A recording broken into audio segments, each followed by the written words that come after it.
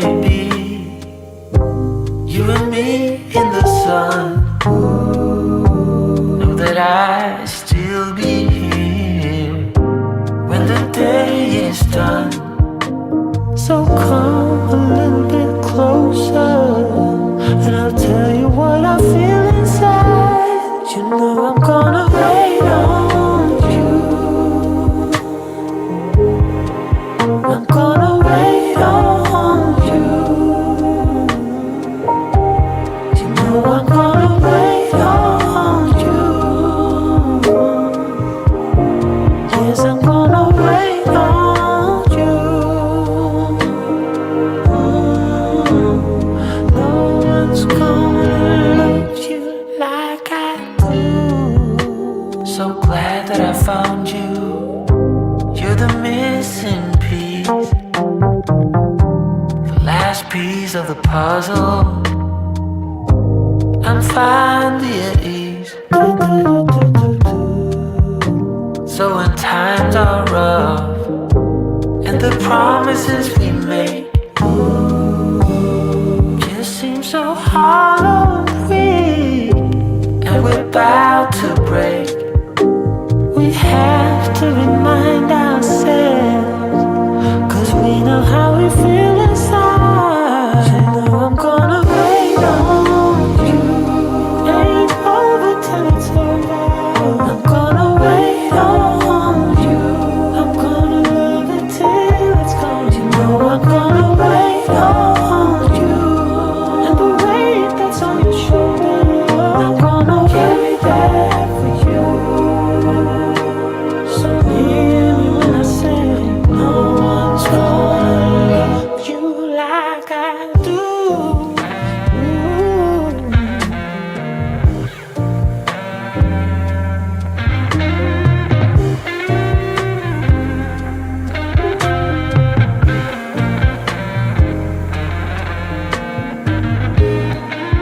I'm gonna wait on you. I'm gonna wait on you. I'm gonna wait on you. You know I'm gonna wait on you.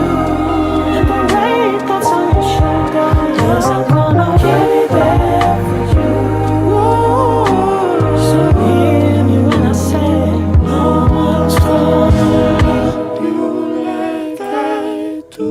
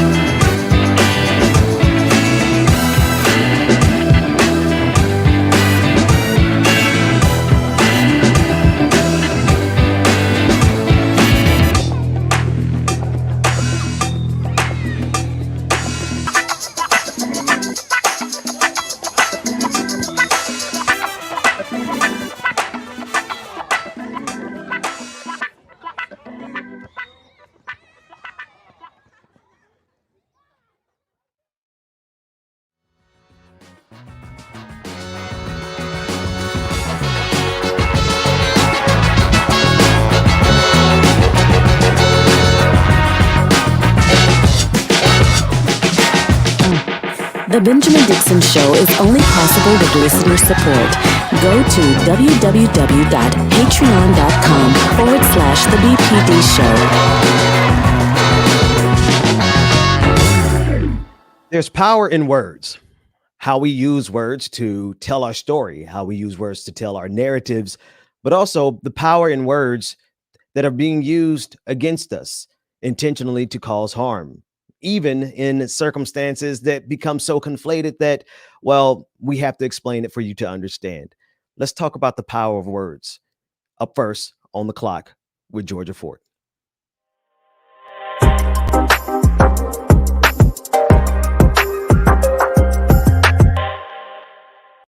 An Alabama city councilor is under fire after calling another city councilor the N-word.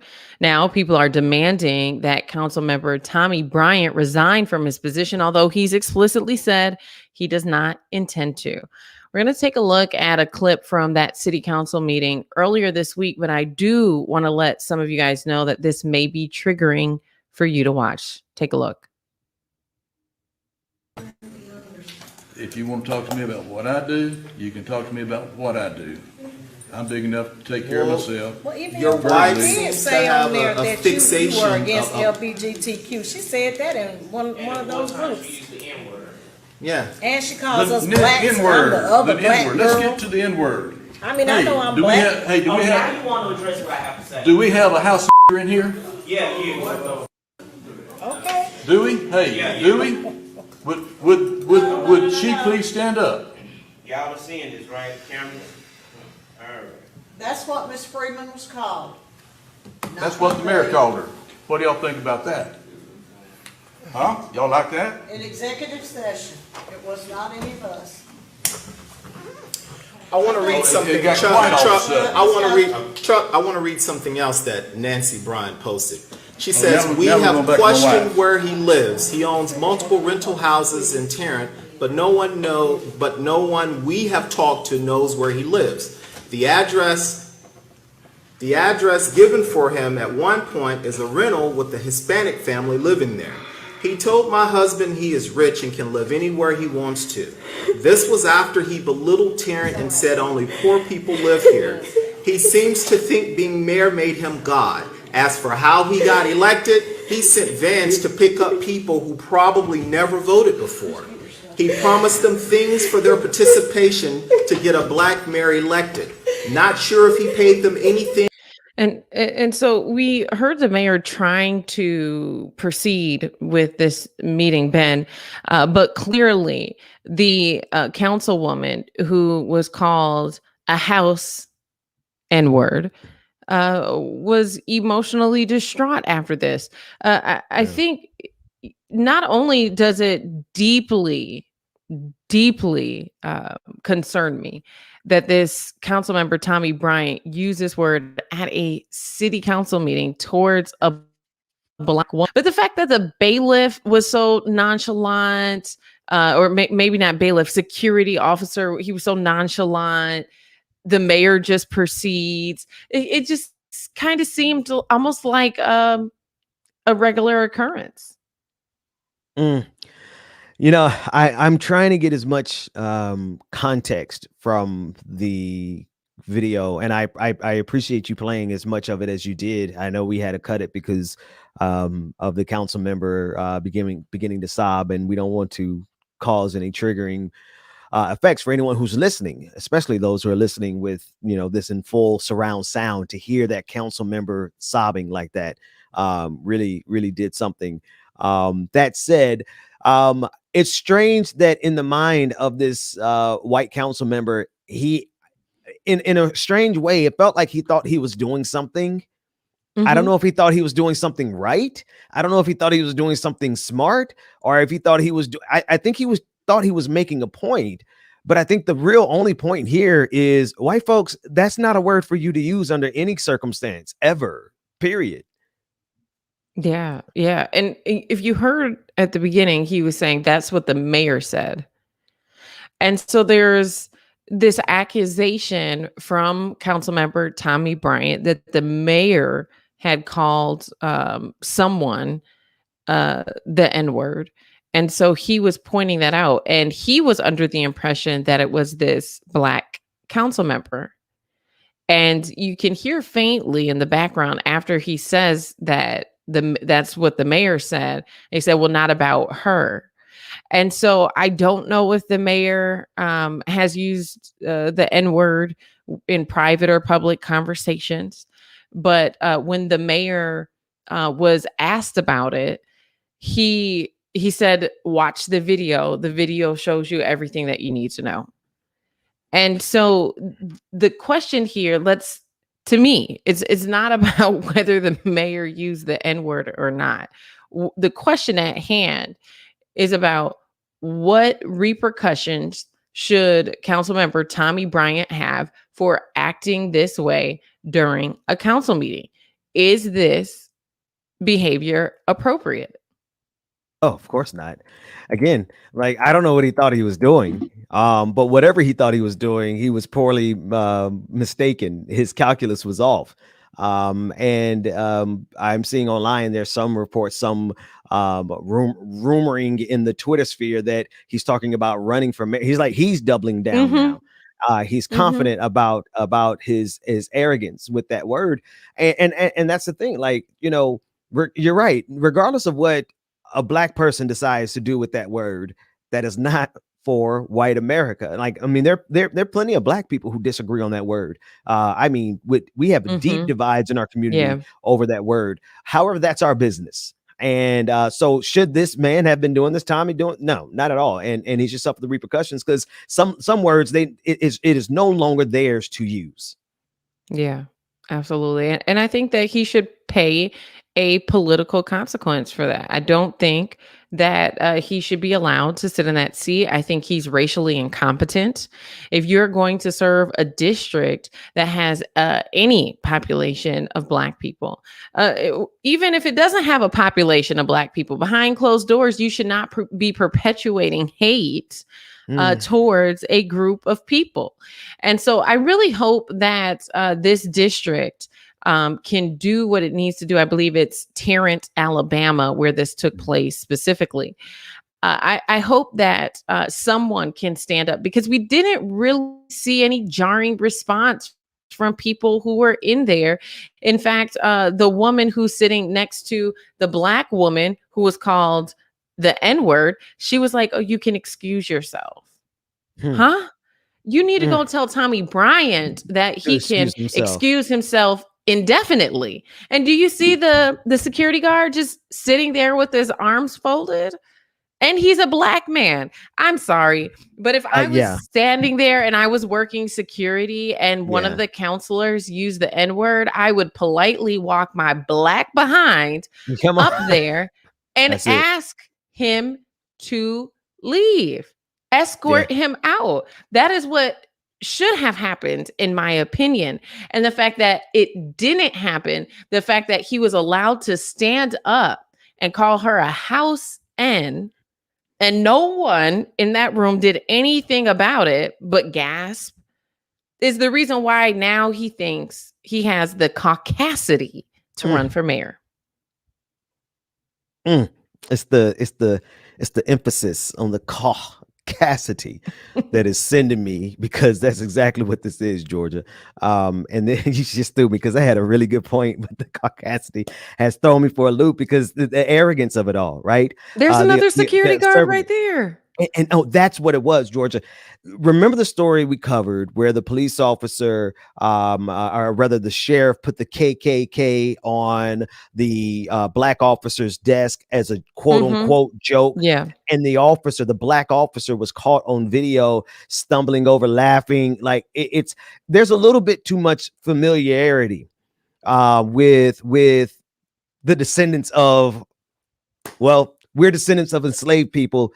There's just a little bit too much familiarity when you can let them laugh about KKK and you can let them laugh about get away with saying the N-word. Like, I mean, if you can govern yourself however, you can govern your Blackness however you want to. But I'm with you. If they got the caucasity to open their mouth to say that, and I'm security, I need to go and ask them to remove themselves from the premises.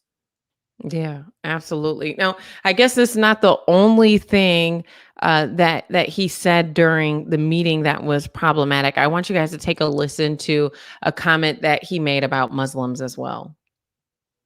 We're talking about embracing everybody, and everybody here said, yes, we all agree to that, and that was great. I don't think you really understand what you were saying, what you were agreeing to. For example, Ms. Beltran says she is a Muslim. All right. Buddhist. Okay, I'm sorry. I apologize for that. But now let's say we have someone here as a Muslim. All right, and we embrace the Muslim.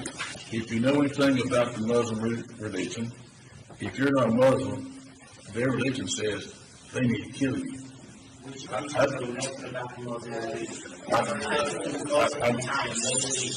have the floor, or does someone else have the floor? You want to address me, so I can address you. Don't do that. Mayor, I was talking and someone interrupted me. Could you please say that? And if you read the book, if somebody interrupts, you can have police remove them. Okay, no, hold up. Y'all used to do that with Tuck. Removing people. This is what y'all used to. We're not doing that. This is So we'll not use our police to harass people. That's where I draw the line. Because I was only sitting in. I don't comment because Wow. Mm-mm-mm. Wow. He just, who This the hell guy. elected him? This guy. So, Who so Georgia, elected listen, him? Who voted him into office? They Can gotta you be ashamed. look at the confidence of his ignorance, the confidence of his mediocrity. He really got up there, and now he's on the international stage demonstrating that he's so confident that he knows what it is to be a Muslim, that he's going to make this categorically bigoted interpretation of the Muslim faith, suggesting that if you are a Muslim and you don't believe what a Muslim, or if rather you're not a Muslim and you don't believe what Muslims teach, listen to the ignorance. Listen to the depth of the bigotry. He's so confident that now he's known internationally as a guy who really doesn't know anything. And we have to ask the question, like you said, who the hell elected this moron? Here's the thing, Georgia. We got some of those people in Washington, D.C. Yeah. That's the thing. Except for I think that they just know how to act. You know, they don't put their bigotry on full display. They while they're on Donald the Trump. floor. Well, you have Donald Trump, Facts. right? We got Facts. Marjorie Taylor Greene. We got Josh Hawley. They never send the N-word on the floor, though. Oh. You know, I guess to me, the thing is that the N-word, I'm sorry if it's a shame. It's a sad testimony that this man had to say the N-word for us to finally flag the level of bigotry that has been running in him all this time. Right. But he said it and we got it on tape. And now we see the depth. The depth of the bigotry that lies underneath people who are so casually willing to say the N-word in public. Got to be more careful. You know, and it's interesting, I think, too, the fact that he had pointed out when he was interrupted that the security should toss that person out. You heard that too. Yes, and the privilege too that's there, that you have that much power and control, that when someone opposes your viewpoint, or wants to correct you when you're wrong, the amount of power that you have to just toss people out. But I think that's what should have been done to him. But we're going to continue to follow this because something tells me that this story is we're not at the end of this story. I think that there's more to come. So we'll continue to follow this. In the meantime, I do want to pivot here. Those of you who have been following the controversy at ESPN with Maria Taylor, Rachel Nichols saying that she felt Maria Taylor's only got the job because she's Black, right? So Maria Taylor's is leaving now, which I'm happy for her. I'm excited to hear what her next opportunity is because she is a very talented reporter and she deserves it. But after all of the backlash, and honestly, I do believe ESPN strong-armed Rachel into this apology. Take a listen. Thing they teach you in journalism school is don't be the story. And I don't plan to break that rule today or distract from a fantastic finals.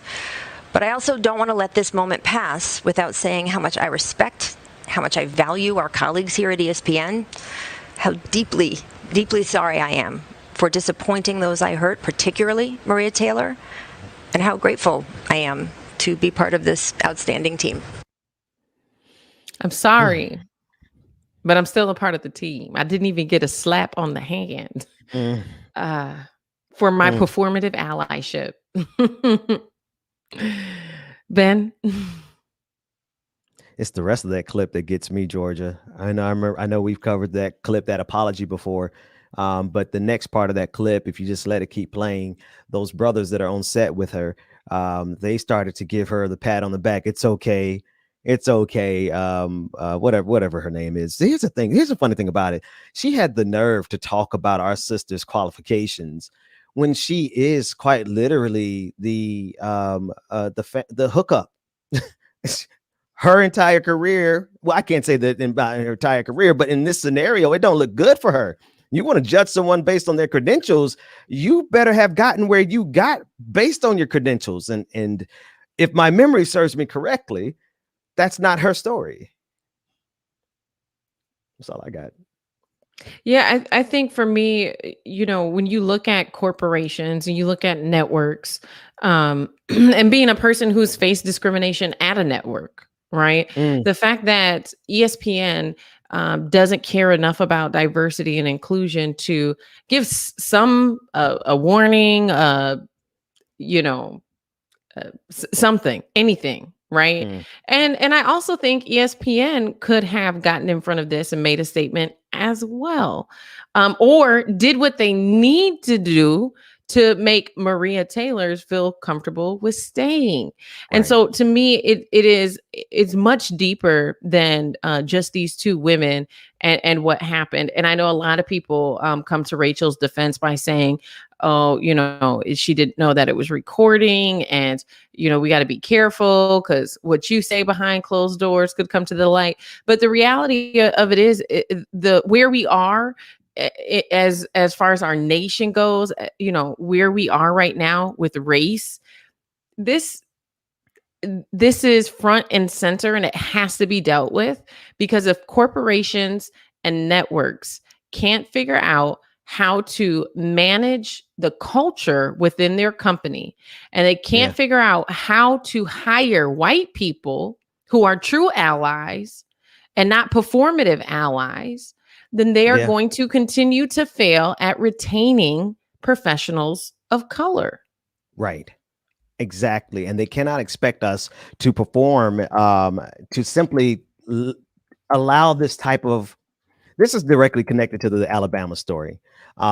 In that there's an expectation that Black people should allow certain behavior to simply pass unchecked, because the system says that we're going to allow it to pass unchecked. That mayor, or rather that council member in Alabama, who we just talked about, who was so casually using the N-word, right? The expectation was that he should be free to do that, and everyone Black around him would have to accept it, even to the point of the threat of removal. The same thing here. We have this, and I want to give context. I mentioned some things that I want to make sure everyone understands with regards to Rachel Nichols, the one who had the nerve to talk about Maria, our sister's talent. Rachel Nichols is related to Diane Sawyer. She has connections in the industry. Right? When you think about just the nepotism that's involved in the entertainment industry in the first place, and quite frankly, Georgia, you can speak to it from the journalism perspective. There is nepotism up and down.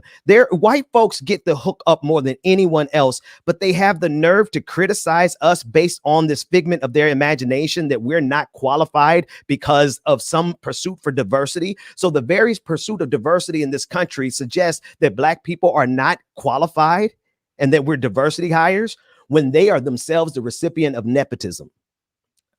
Absolutely, without a doubt. And and I think it, to that point, Ben, is why I feel like it's the bigger problem is the fact that ESPN stood aside, stood silent, and didn't confront this and say, Exactly. actually, according to our hiring practices, Maria Taylor is more than qualified to do this. They should have denounced it, and they should have given Rachel some consequence Right. for what she did at the minimum. And the fact that ESPN did not, they didn't correct Rachel, they didn't give her any type of consequence. And then it looks like they had to pull her arm and they forced her into an apology strategically while she had Black colleagues on set with her to dialogue and say, Yes. oh, it's okay. So Yeah. to me, that felt very orchestrated. It didn't feel authentic. It didn't feel genuine. And it feels like ESPN is going to go on business as usual, and that Rachel is going to continue leveraging her nepotism to Yeah. get ahead. And anytime that someone of color stands in her way, she's going to play the race Yeah. card. That's and Yeah. people say that, oh, you're going to play the race card. That's what you call playing the race card. You know, you're going to Yes. sit here and minimize this sister's expertise, her experience, her education, all of the things that she has to bring to the table because you were not chosen. And also because, like, how do you minimize? I just want to say, as a person, and Georgia, I know you could speak to this. I know the rest of the team, they could speak to this. The amount of velocity and acceleration that Black people have to get escape velocity in our careers, to break free, to break through all of the competition, to get to places and to doors that our parents did not have the ability to open doors for us because they were so busy just trying to survive and respond and react to white supremacy in their generation.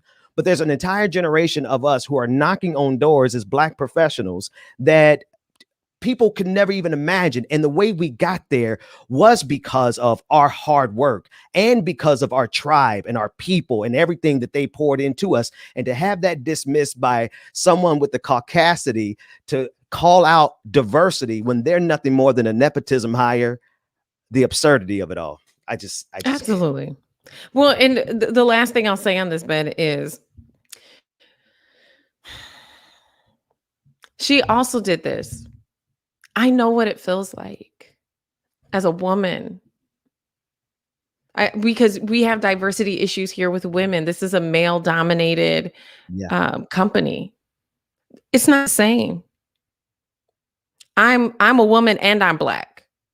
It's not the same, Rachel. You want to compare being a woman in a male dominated industry to being Black in America, to being Black in a company, to being Black and being a woman? It's not the same. And it makes me remember also, historically speaking, going back, a lot of times when we look at the violence that's been perpetuated against Black people in America, the face of that is white men. But white women too have perpetuated just as much harm and violence. And although this is very microscopic and very microaggressive, it's triggering. It's triggering to the Black body re-experience this type of harm. And if companies, and I can't enough go back to the accountability that companies have to begin. If you're a CEO, if you work in a C-suite, you're a vice president, you manage any people, you got to start to weed this stuff out. Yeah. And that's the bottom line. There has to be accountability for this type of behavior. Otherwise, what's going to happen the next election cycle, Ben, is we're just going to get another iteration of Trump. That's it. That's As exactly long right. as we sit back and we're complicit with this, these viewpoints, this perspective, this hate towards Black people, it is only going to get worse. Yeah. No, absolutely. And you know, the tone, I think one thing that we should do, and we don't have to do it this morning, but I just want to compare that tone that you were talking about, Georgia, because the tone that she had in that apology, Rachel, certainly didn't match the tone and the energy she had when she came after our sister, right? So keep that same energy up. And then ESPN, govern yourself accordingly. You can't. One of the most important things I heard in this entire conversation, Georgia, you said it. If these organizations are not going to hold their own staff accountable, then they don't deserve. They simply do not deserve the level of talent that we bring to the table by sheer virtue of our struggle, and then to have that struggle dismissed by a nepotism hire. Okay. And the game is changing with the way that the internet is growing. What we're seeing is Maria Taylor's does not need ESPN. ESPN needs her. That's it. Maria Taylor's, she can literally start her own network online. There are pathways now. If they don't want to give you a seat at the table, make your own. If they decide they want to give you a seat at the table, but make you sit at the table for the little kids, for the black kids, right? Eat at the table and treat you like crap, or what do they say? Invite you to the party, but don't ask you to come dance. When you start talking about inclusion within these corporations, they're going to continue to struggle. And it's interesting because 10 years ago, the conversation around diversity within these corporations was, oh, we just can't find, qualified Black people to hire. So now you're finding qualified Black people, but now we just can't get them to stay. I wonder why. Because you don't know how to treat people, because you're asking people to conform, because you're asking people to come into hostile work environments. When now if the shoe was on the other foot and that Black woman said anything condescending to that white woman, they would have lost their minds. They would have lost their minds. Georgia, we actually have that audio of Rachel. This is what she said.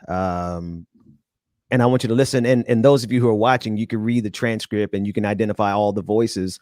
But the main thing that you need to listen is how she dismissed our sister's talent as a diversity hire. Let's take a look at that real quick. Said to me, hey, instead of posting the NBA Finals, why don't you do Doris's Simon reporter job for the NBA Finals? Because guess what that would clear the way for? For Maria to do the hosting for us. Yeah. So, I have declined. I don't know what their next move is, but they are feeling pressure because of all of that, and I'm trying to figure out how to just, my thing is that I wish Maria Taylor all the success in the world. She covers football, she covers basketball. If you need to give her more things to do because you're feeling pressure about your crappy long-time record on diversity, which by the way I myself know personally from the female side of it, go for it. Just find it somewhere else. You're not going to find it with me. Actually fix her mouth to say that. The caucasity to fix her mouth to say that. And she herself is a nepotism hire. Because even at a minimum, and I'm going to be quite I don't know the HR. I don't have the HR receipts on her hiring process, but I can tell you this. I guarantee you Rachel benefited from her connections and her family connections far more than the woman that she's trying to dismiss as a diversity hire. That I can guarantee you. And the last thing I'll say here, Ben, when she says, yeah, you want to give her more things to do, that's fine, but just what? And that's really when you look at the crux of Black America being able to advance, Black America being able to have equity in this country, right? That's what it breaks down to.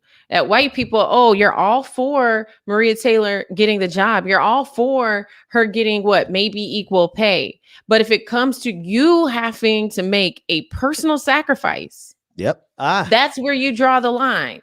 That's where you draw the line. How are we ever going to have equity in this country when we know what the disparities are?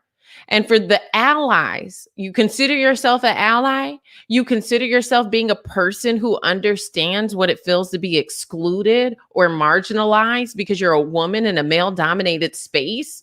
So guess what, Rachel? There was a white man somewhere at ESPN who had to make room for you, who had to step aside and say, it's time. Rachel deserves, as a woman, to be able to do this work too. But you have so much privilege and entitlement that you can't see the bigger picture here of what it means to create space, to create opportunities. And it's not even your opportunity to create. It's not even your network.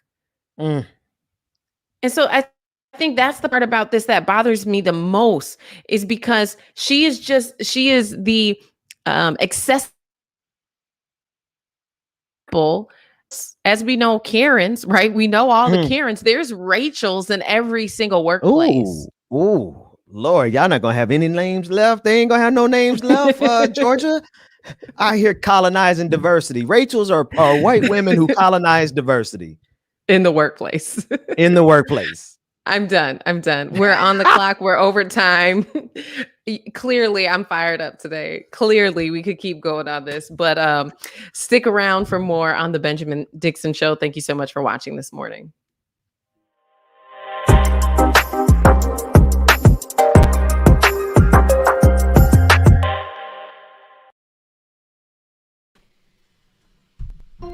I ran up a check, I might do it again. Enemies close, have me thinking they're friends. 10 toes down, I'll be free until the end. Crib outside the city, I don't feel. Good morning, everyone, and welcome again to the Benjamin Dixon Show. It's your boy DJ Exclusive, y'all. James Bubba Williams. Like it or not, it's coming up soon. But next is the Benjamin Dixon Show with Benjamin Dixon. Make sure y'all stay tuned. Shout out to Georgia Ford. Georgia, good morning. I'm just doing me, everything is on me. Oh, you matter what? Add it up. Bankroll, euro, peso, add it up. I'm just doing me, everything is on me. Oh, you matter what? Add it up. Told her if it's all me, everything is on me. Gon' back it up. Matter what? Told you I'ma do me. Why you hating on me? It's not adding up. I do roll like a Mac. Good morning, everyone. Good morning, y'all. Shout out to everybody that's in the chat rooms. I see y'all. Roll call is coming up soon. Make sure that you stay tuned, man. Shout out to everybody on YouTube, Twitter, Twitch, Facebook, wherever you're streaming from. Good morning. Don't matter much. You only climb me, I put the ladders up. No fault. I done doubled up on the workload. I think I fell in love with the bankroll. Pray up, get money, then we lay low. Add it up, bankroll, euro, peso, add it up. I'm just doing me, everything is on me. Oh, you matter what? Add it up, bankroll, euro, peso, add it up. I'm just doing me. Good morning, y'all. Go ahead and get your coffee, your tea, whatever it is you need to get your morning started, y'all. It's about to go down. Benjamin Dixon Show is coming up. We already there, but the Benjamin Dixon portion is coming up next, y'all. Stay tuned. It's all me, everything is on me. Gon' back it up. Matter what? Told you I'ma do me. Why you hating on me? It's not adding up.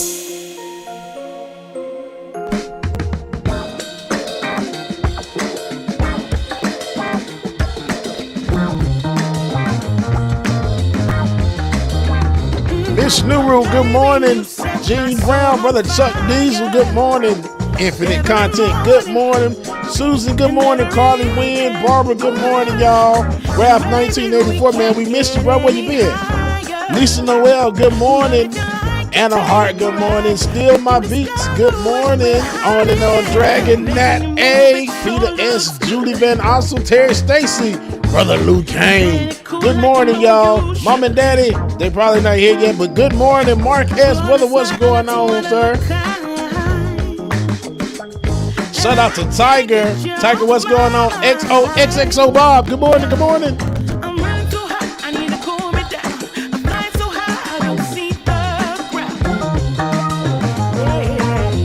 Roller Dragon, good morning, good morning.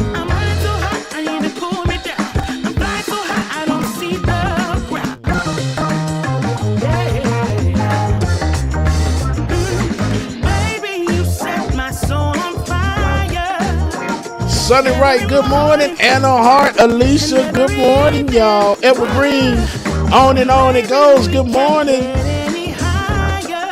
B, good morning. I love you too. Good to see you this morning. Good morning. Jeremiah, good morning. Brother Lateef, what's going on? Good morning. Good morning. Shelby Hall. All my people checking in this morning. I see y'all. Good morning, Shay. Good morning, Shay.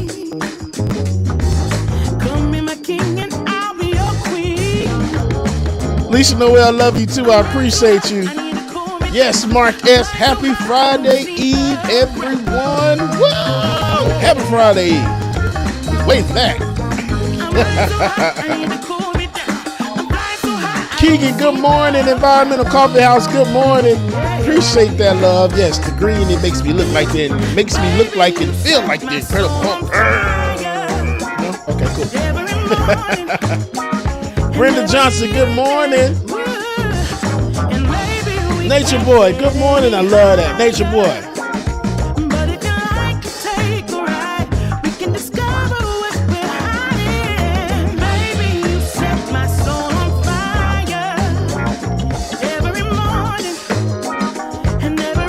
Ear Hustler, good morning, Ear Hustler.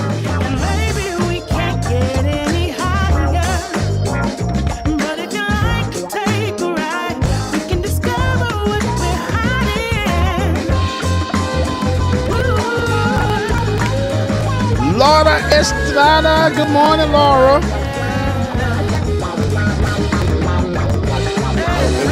Okay, good. I'm still glad I ain't singing the microphone that far. I would have been wrong, just wrong.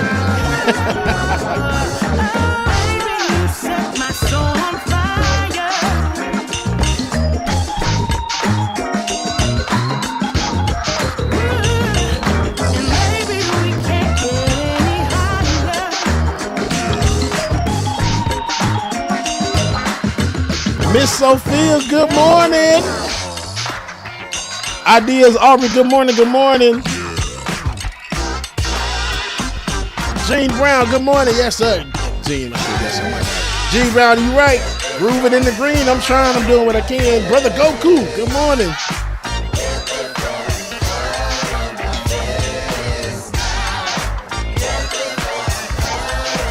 Matt A, I wish it was Full Funk Thursday.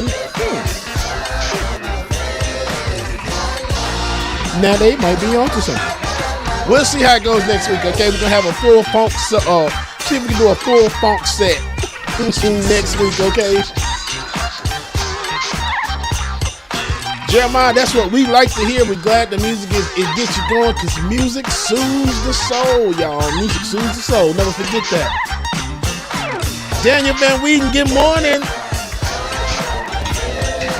That's right, Marquez, looking like the Parliament and George Clinton and all of that. P-Funk.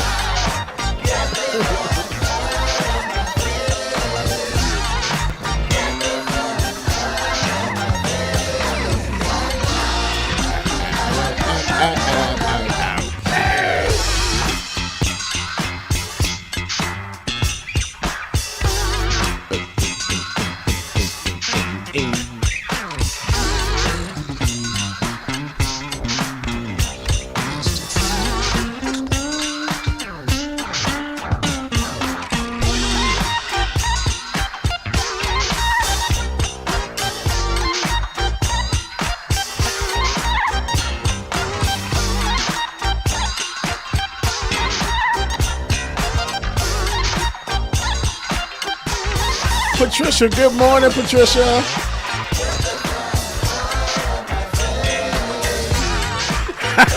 Hey, that's right. The stank face with the air guitar.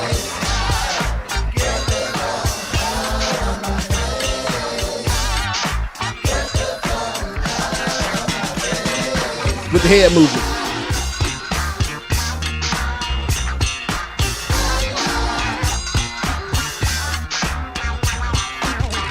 White Rabbit, good morning.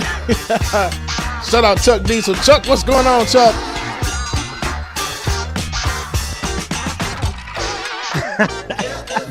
the stank face. All the face. Stank face. Now you saw me. Man, listen, you would swear we were playing some of the baddest bass playing ever played in the history of bass playing, the way we would just snake facing it. Right. DJ Exclusive, how you doing this morning, man? I'm good, brother Ben. How about yourself? I'm good, man. It's always good to see you and wake up to some good music, and I appreciate you as well, you know sir. what I mean? Yeah, bro. We're gonna get started with some of this crazy stuff. Now listen, DJ Exclusive, I always give you, you get carte blanche. You could chime in on any of these conversations, man. Because you keep it real. But at the same time, if you want to take off, because I got some dirty stuff to deal with here, man. These people are a mess in America. What is wrong with these white folks in America, man? You see that right there? I'm gonna let you handle that because I already know how I get, and it's too early. And I'm trying to say, I be trying to save it. Like yesterday, I'm like, oh, I started early yesterday, so today I'm gonna behave. Hey, man. Hey, but don't worry. Just yell. I'm about to say I'm gonna be right there in the background because I might have to yell for backup. And look, you already know, Ben. I'm only one call away. Because I got it first up is Tucker Carlson. Now I want to talk about the U.S. Capitol. Man, Tucker Carlson. We haven't talked about him in a couple of days. U.S. Capitol Police. I'm reading for the Washington Post. This is the U.S. Capitol Police Harry Dunn, and he said that the attacks that Black law enforcement agents endured on January 6th were not just physical but verbal. Now, obviously, Harry Dunn is a U.S. Capitol Police officer. He was there. Is giving testimony about what he experienced. And these are the officers who stood between the January 6th insurrectionist terrorists and the fall of this country, right? Let's be sure that the stakes that were up on January 6th was the entirety of the American political system. That's what those maggots wanted to take down on January 6th. And the people who were standing in the way, blocking them, protecting this democracy were the Capitol Police, of which Harry Dunn was one. Tucker Carlson doesn't like that fact. And so he's started to attack him, describing him in a way that will sound familiar to you, because anytime a Black person steps out of line, this is the type of attacks we see from the white supremacist power structure in this country. Let's take a look at the first clip. What's the answer? Of course, she doesn't have one. Speaking of disingenuous. So the committee will proceed with one party. What will it look like? We'll think MSNBC with subpoena power. On Tuesday, Pelosi will call a Capitol police officer called Harry Dunn. Dunn will pretend to speak for the country's law enforcement community. But it turns out Dunn has very little in common with your average cop. Dunn is an angry left-wing political activist whose social media feeds are full of praise, not coincidentally, for Nancy Pelosi. Here's a picture of the two of them together. Racism is so American, Harry Dunn wrote in one post, that when you protest it, people think you're protesting America. Hashtag leave it to whites to tell blacks what is racist. Hashtag I stand with Ilhan Omar. Hashtag squad. Harry Dunn, ladies and gentlemen, just another fact-based witness to the insurrection. Jim Jordan is one of the members Nancy Pelosi banned from the commission today. Jim Jordan is also the person. Ask Jim Jordan about what happened in Ohio. In the House of Representatives. Since you guys want to, Tucker, you want to reference Jim Jordan, just Google Jim Jordan in Ohio and go follow that backstory. I want to point out a couple of things in this clip that he's doing. One, did you notice he started running down some hashtags, but he didn't attribute the hashtags? You see how he put the tweet on screen? He put the tweet on screen of Harry Dunn as a way of undermining Harry Dunn. And then he added on a whole bunch of now, if those hashtags had actually been used by Harry Dunn, do you not think for a second that Tucker Carlson would not have put those hashtags on the screen? But that little detail, that little modicum of truth is not important to Tucker Carlson, because he needs to make white folks angry. Because here's a Black man who stood on the side of American democracy. He likes Nancy Pelosi. Well, you would think that a U.S. Capitol police officer whose job is literally to protect the U.S. Capitol would have a relationship with the Speaker of the House of the United States Congress, who is Speaker Nancy Pelosi. But that is a sign. The mere fact that this Black man has a relationship with Nancy Pelosi is now a sign to Tucker Carlson that we should dismiss him and that he is no one to be listened to. Because, oh, by the way, the very first thing that Tucker Carlson did was to make sure that you know that he is an angry, he didn't say Black man, but the dog whistle. Tucker, You're not talented. You don't know how to finesse the dog whistles like your predecessors. Barry Goldwater knew how to do dog whistles. William F. Buckley knew how to do dog whistles. You're a talentless hack who does not know how to do dog whistles because we hear it loudly and clearly. What you wanted to say was that this was an angry black man, but you instead said he was an angry leftist. Let's play the clip one more time. What's the answer? And of course, she doesn't have one. Speaking of disingenuous. So the committee will proceed with one party. What will it look like? We'll think MSNBC with subpoena power. On Tuesday, Pelosi will call a Capitol police officer called Harry Dunn. Dunn will pretend to speak for the country's law enforcement community. But it turns out Dunn has very little in common with your average cop. Dunn is an angry left-wing political activist Right whose social media feeds are full of praise. He has nothing in common with your average cop. I agree. Because he does not have the political ideology of white supremacy resonating, pulsating in his blood. He has liberation pulsating in his blood. He is not your average cop, because if you ask me, your average cop is probably a Donald Trump supporter. That's why they would rather fly the thin blue line flag than the American flag, because they have found American democracy to be inconvenient for their white supremacy. And that's why they marched up the steps on January 6th. And that's why it was a black man who stood in the way of your white supremacy, Tucker Carlson. That's why you are pissed. I want to bring up a statement from Officer Dunn, and this is what he said in response to Tucker Carlson. He said, tonight, Fox News allowed its host, Tucker Carlson, who has not served a day in uniform, whether military or law enforcement, to criticize the heroism and service of African-American U.S. Capitol Police Officer Harry Dunn. Our client has served 13 years in law enforcement, and on January 6, 2021, fought against an insurrectionist violent crowd, no doubt many of them Carlson's supporters, to protect the lives of our elected officials, including Vice President Pence. Officer Dunn, who would lay down his life to protect a member of Congress, regardless of being a Republican or a Democrat, will testify next Tuesday before the House Select Committee investigating the events of the insurrection. Frankly, the last thing Tucker Carlson wants is for the truth to emerge of what happened on that day and why. And that is a statement from David H. Loftman, Esquire, and Wiggins and Dana, PLLC, and Mark Zed, Esquire. Those are the attorneys for U.S. Capitol Police Officer Harry Dunn. Yeah, they said what they said.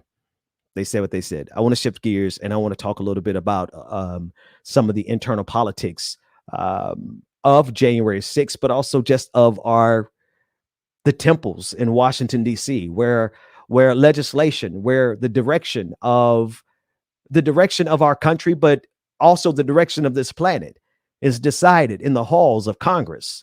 I want to go to the halls of Congress. Here is Alexandria Ocasio-Cortez as she discusses Kevin McCarthy, who is the House Minority Leader for the Republican Party. And there's an ongoing battle and an ongoing struggle that is ever present that we need to tune into, because the decisions that are being made in those temples in Washington, D.C. are most certainly going to impact our lives as Americans, but most certainly going to impact the lives of everyone across the globe. Let's take a listen to AOC. Do these picks say anything to you about how seriously or not seriously the minority leader is taking this investigation, Representative? Yeah, I mean, absolutely. I think Kevin McCarthy has decided that his role as a minority leader in the House of Representatives is to essentially be chauffeur of the clown car. And he believes that his job is to champion some of the most ludicrous, irresponsible, and dangerous members of his party, instead of centering, some of the more even-keeled and responsible members of his party. And that's what he's decided his leadership is and what it means to this country. I think it's shameful, but it will not stop Democrats, and it will not stop people who are actually interested in setting this country on the right track and trying to do their best to do so. Should the House Speaker, should Nancy Pelosi veto any of these picks before they officially join this committee?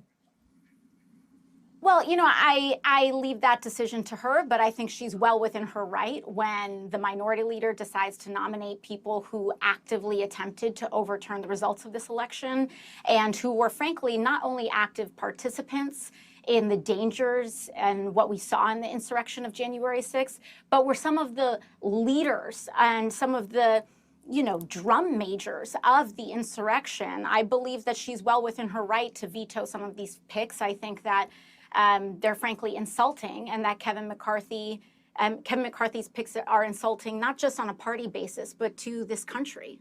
Mm.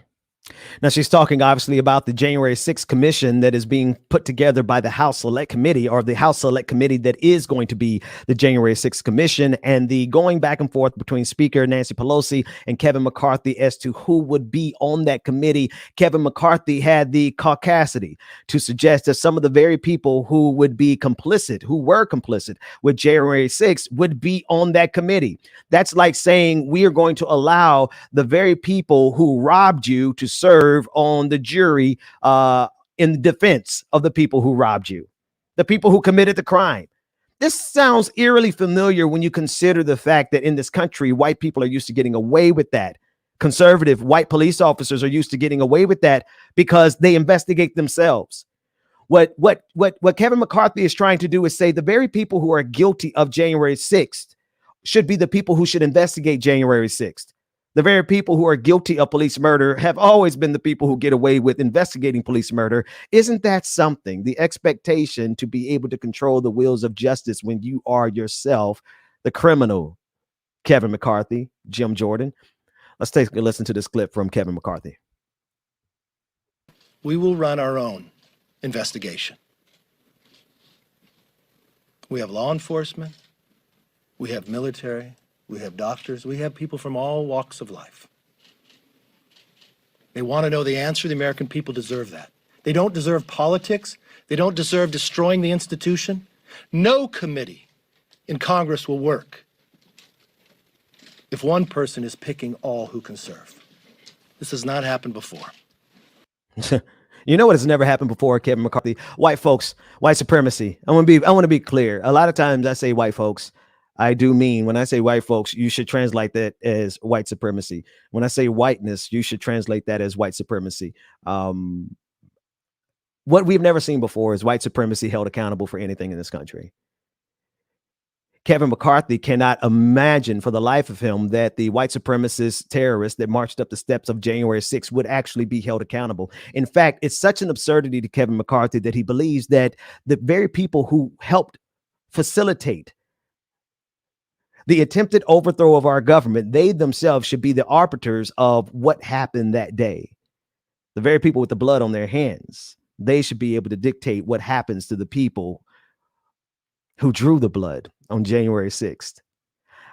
I am not surprised. It's the same arrogance that I saw, that we all saw in Brett Kavanaugh during his hearings, as he lashed out in this rage over the fact that he was being held accountable for something that happened in his past. Do you remember the anger, the visceral anger of Brett Kavanaugh as he gritted his teeth and he hearkened back to how much beer he needed for that moment because he loved beer? He was like, I cannot believe that these human beings think that a white, rich, conservative man would have to be held accountable.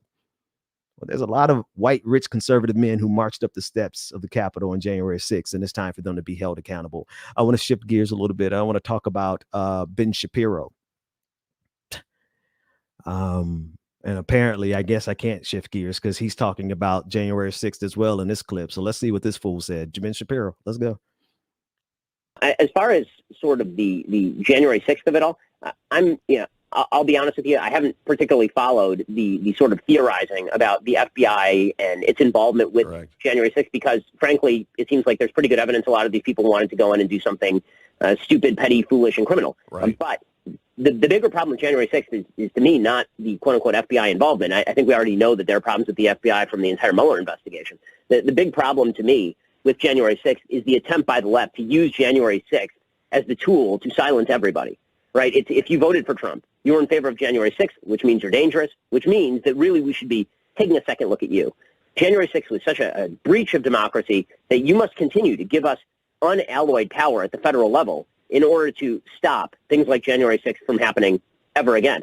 And the continual focus by the Democrats on January 6th the blowing of it out of all proportion, treating it as though it was the single worst thing to happen in modern American history, when in reality, if security does its job, January 6th never happens in the way that it happens, right? The big failure there is what the Senate Intelligence Committee said it was, which was a complete failure of all of the apparatuses of law enforcement to stop people from invading the Capitol in the first place. In reality, it was several hundred people who broke into a building. Yes, many of them intent on doing grave harm, and they should go to jail for that. Yeah. But the notion that it was like an insurrection about to overthrow the American government and thus give us unalloyed power is insane. I mean, it was not about to overthrow the American government. The place was cleared within 2 hours. The Congress, led, by the way, by Mike Pence, Trump's vice president, and Mitch McConnell in the Senate, led the certification of the election. So, like, at what point was American democracy truly in danger? That's why when you hear these stories about top generals at the Pentagon saying things like, well, you know, it was the Reichstag fire and this is all Hitler. It's like, read a book. Like, for goodness sake, read a book, or you're just being dishonest. David, would you grab for me? There's a video on Twitter. I think I follow the guy. The guy who asked if Ben Shapiro was Aquaman or going to sell his property to Aquaman. Can somebody grab that for me? Because I really need to show y'all how absolutely dumb Ben Shapiro really is. And yet he is considered to be the smartest person on the right. I really do feel bad for you, white supremacy, if Ben Shapiro is the best that you can do. Grab that clip, because I want you to see Ben Shapiro has one job. And that job is to lend a veneer of intellectual credence to the idiocy that is white supremacy. I want you all to be clear. There's something that's happening in this country that we've never seen before, or at least I've never seen. The nihilistic, I don't want to say suicidal, because there's so much that's wrapped into that word that we have to be mindful of. But these people have suspended with their own self-preservation on behalf of their politics. They don't want to wear a mask, and they don't want to wear it's even worse than that. The people that Ben Shapiro is trying to lend intellectual credence to, a veneer of philosophical underpinnings, he's trying to offer them some solace that they're not just complete and absolute effing morons. But Ben, the truth is, you're trying to provide cover for people who not only won't protect their own lives, but they're setting their children up for death. They want their children to go back to school in the middle of a pandemic. Ben Shapiro, they want their children to go to school in the middle of a pandemic without wearing masks. They want their children to go back to school in the middle of a pandemic without wearing masks. And oh, by the way, don't get vaccinated. And as we heard someone say yesterday, it was only 400 children that died. These people are so far gone.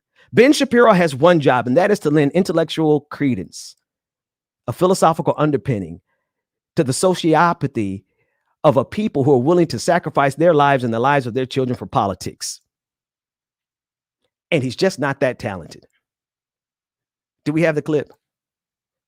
Do we have the clip of dipping his webbed flippers into the pool of climate change with his signature Shapiro intellect? So let's say, for the sake of argument, that all of the water levels around the world rise by let's say 5 feet. Over the next 100 years, say 10 feet by the next 100 years, and it puts all the low-lying areas on the coast underwater, right? Which, let's say all of that happens. You think that people aren't going to just sell their homes and move?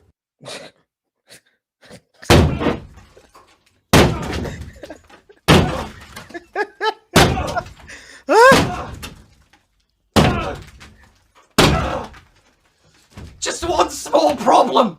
Sell their houses to who, Ben? Fucking Aquaman! Listen, I didn't know Barry Goldwater personally, but I read his book, Conscience of a Conservative. Ben Shapiro, you are no Barry Goldwater. I didn't know William F. Buckley personally, but I watched him try to debate James Baldwin. And as much as James Baldwin put William F. Buckley in his place, Ben Shapiro, you're no William F. Buckley. You're a clown show. James, take us to a break. When we come back, Rebecca Zoris coming in. Like it or not. Who are you going to send it to? Freaking Aquaman. And he's a smart one. Ben Shapiro is the smart one on the right. The smart one, dude. David. Oh, there you go. Got it. Yo, that was funny as hell. But yo, honestly, I hate Ben Shapiro's face. Like Tuckum's face. It's just like annoying as hell. It's like, like, just smack the shit out of it. Good morning again, everyone. Welcome again to the Benjamin Dixon Show, y'all. Like it or not, it's coming up next with It's coming up next with Rebecca Azar, y'all. So make sure that you stay tuned, all right? Like it or not, it's coming up next. Good morning, everyone.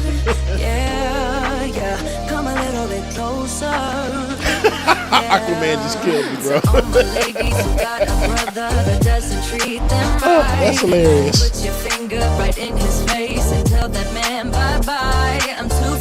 Dennis, good morning. Shay, yes, all of their faces are the freaking worst. Like, why are you around? Like, who made you the main authority on the right? Like, my gosh, man. Like, ew. And Tuckums. Like, what the? Will Ferrell looking ass? Little boy.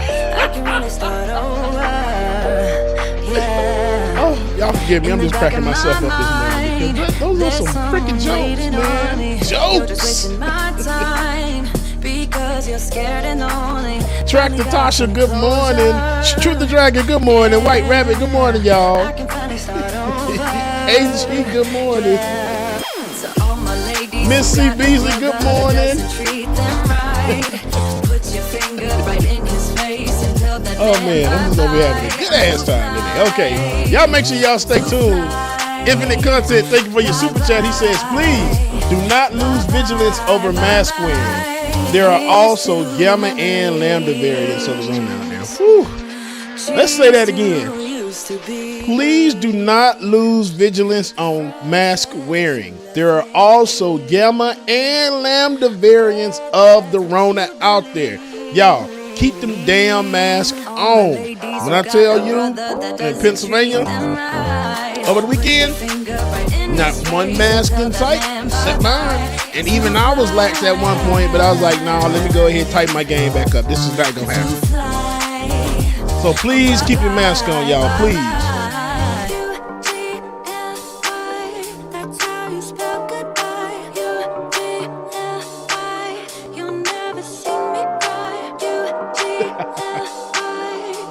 Oh, Serenia, oh my gosh, I'm sorry to hear that. And I've been hearing that a lot. One of our local news anchors actually got sick with the virus as well, too, and had full symptoms.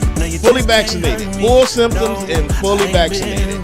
So, man, please wear your mask, y'all. Very serious thing. All right, y'all, we're going to go ahead and get these, our new patron members and our Twitch subscribers read off real quick. All right, new patrons. We have Valley Girls 4, Bailey Pooh. Bailey Pooh, good morning. New Twitch subscribers. We have Bird That Hums. That's not me, y'all, by the way. All right, we have the Max 75, BDL05, Jam Toom, good morning, who resubscribed and commented, oh, wow, time does fly. Yes, it does. Justin Sane 80 resubscribed. We have Mimosa Dragon, good morning. Mimosa Dragon gifted a subscription to Caramel Delight 18. Spectacular Schneiderman cheered 5 bits. Rachel Letney, good morning, Rachel, cheered 50 bits. And LS2 Black Dragon cheered 100 bits, y'all. We appreciate y'all so much. Shout out to the Twitch family, man. If you have not already, you can still do so. Become a patron today. Patreon.com/likeitornot. Patreon.com/likeitornot, y'all. Y'all make sure that y'all stay tuned. We have Like It or Not starting now. It's about to go down.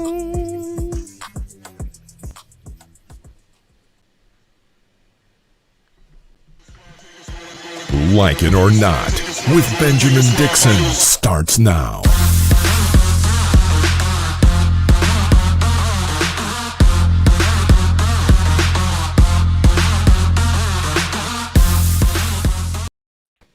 Good morning, people.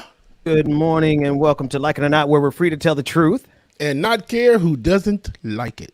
Today is Thursday, July 22nd, 2021. Thanks so much for joining us. DJ Exclusive, man. These lists are of people who are supporting the show, man. It's getting longer and longer and longer, man. It's dope. You were reading names the whole break. Yeah, Ben, that was nothing compared to yesterday. I know. God, I know. This one was a good list. I like this list this morning. Yesterday, oh Jesus, it's like the whole break. I was just talking. I was listening. This morning I was just talking a lot of shit about Tuckums and Shapiro. Lord, Shapiro, I like that. Oh man, Shapiro, we gotta get the clip. David, you know, when Rebecca gets here, we're gonna have to go over the Cardi B and Megan Thee Stallion. James, were you with us when we covered Ben Shapiro freaking out over the song WAP? I don't think so. Oh man, I don't know if I may not have been here that day, or I don't think I was on yet. But you may, because I don't remember exactly when he freaked out, but I know we could time it with the release of WAP. I would say maybe like they came out with WAP on WAP stands for worship and praise. That's what we're gonna go with here. That's what we're gonna go with here. Father God, I ain't got nothing to do with that. My kids are watching, so nothing at all. Well, I mean, I don't know. I can't sit here and just say what it says. I mean, it's I don't know. This is it's by Megan Thee Stallion. It's Megan Thee Stallion, Cardi B. So you just use your imagination. Use your imagination. It ain't worship and praise. I tell you that much. But man, listen. When they came out with that song, next thing I know, goddamn, Ben Shapiro put out a video complaining about WAP. Now, see, this is what I don't understand about the ignorance of white supremacy and the confidence in their mediocrity and like the loudness of their stupidity. It's like y'all are loud and like, why would you put it into the atmosphere that you want the entire world to know that you, Ben Shapiro, have a problem with worship and praise?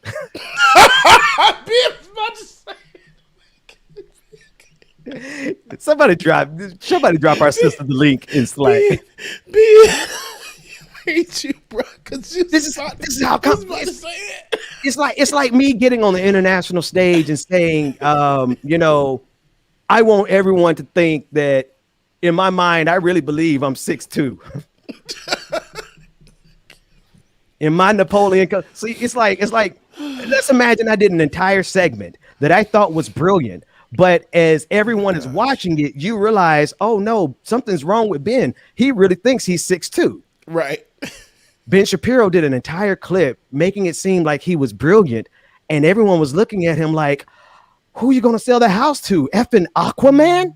You know what I mean? It's just like, you want everybody, you think this argument against worship and praise makes you look. Do we have the clip? Worship and praise. Do we? God, once again, ain't got nothing to do with that. I don't know what I'm supposed to call it. Like, I don't know, waffles and pizza. I don't know what I'm supposed to call it on air. I think that's crazy. Hey, I didn't see you come in. I heard you. Yeah, did you like? I had music playing in the background. I'm like, David, I wasn't ready. Like, David, Maxwell was singing in the background. I just wasn't. I know I popped in, but the boys was about to play something. And I was like, yeah. Now I think we should be able to get away with playing this. Hang on, y'all know I do this show by ear. I don't ever look. I don't see what's on the screen. Let me read the notes. Do we have it? My kid is always shifty. Do we have the worship and praise clip of what's that in the bottle? It looked like that show looked like a little bit of gin. It's actually Smart Water Renew. I tried it for the first time yesterday. Oh, don't get them no shout out on. I know, I'm not, but it tastes like a Haitian tea that I drink. So listen, I need somebody in the YouTube chat or any of these chats. I know y'all help us find it. There's a clip of Ben Shapiro going off on Megan Thee Stallion and Cardi B over their song WAP.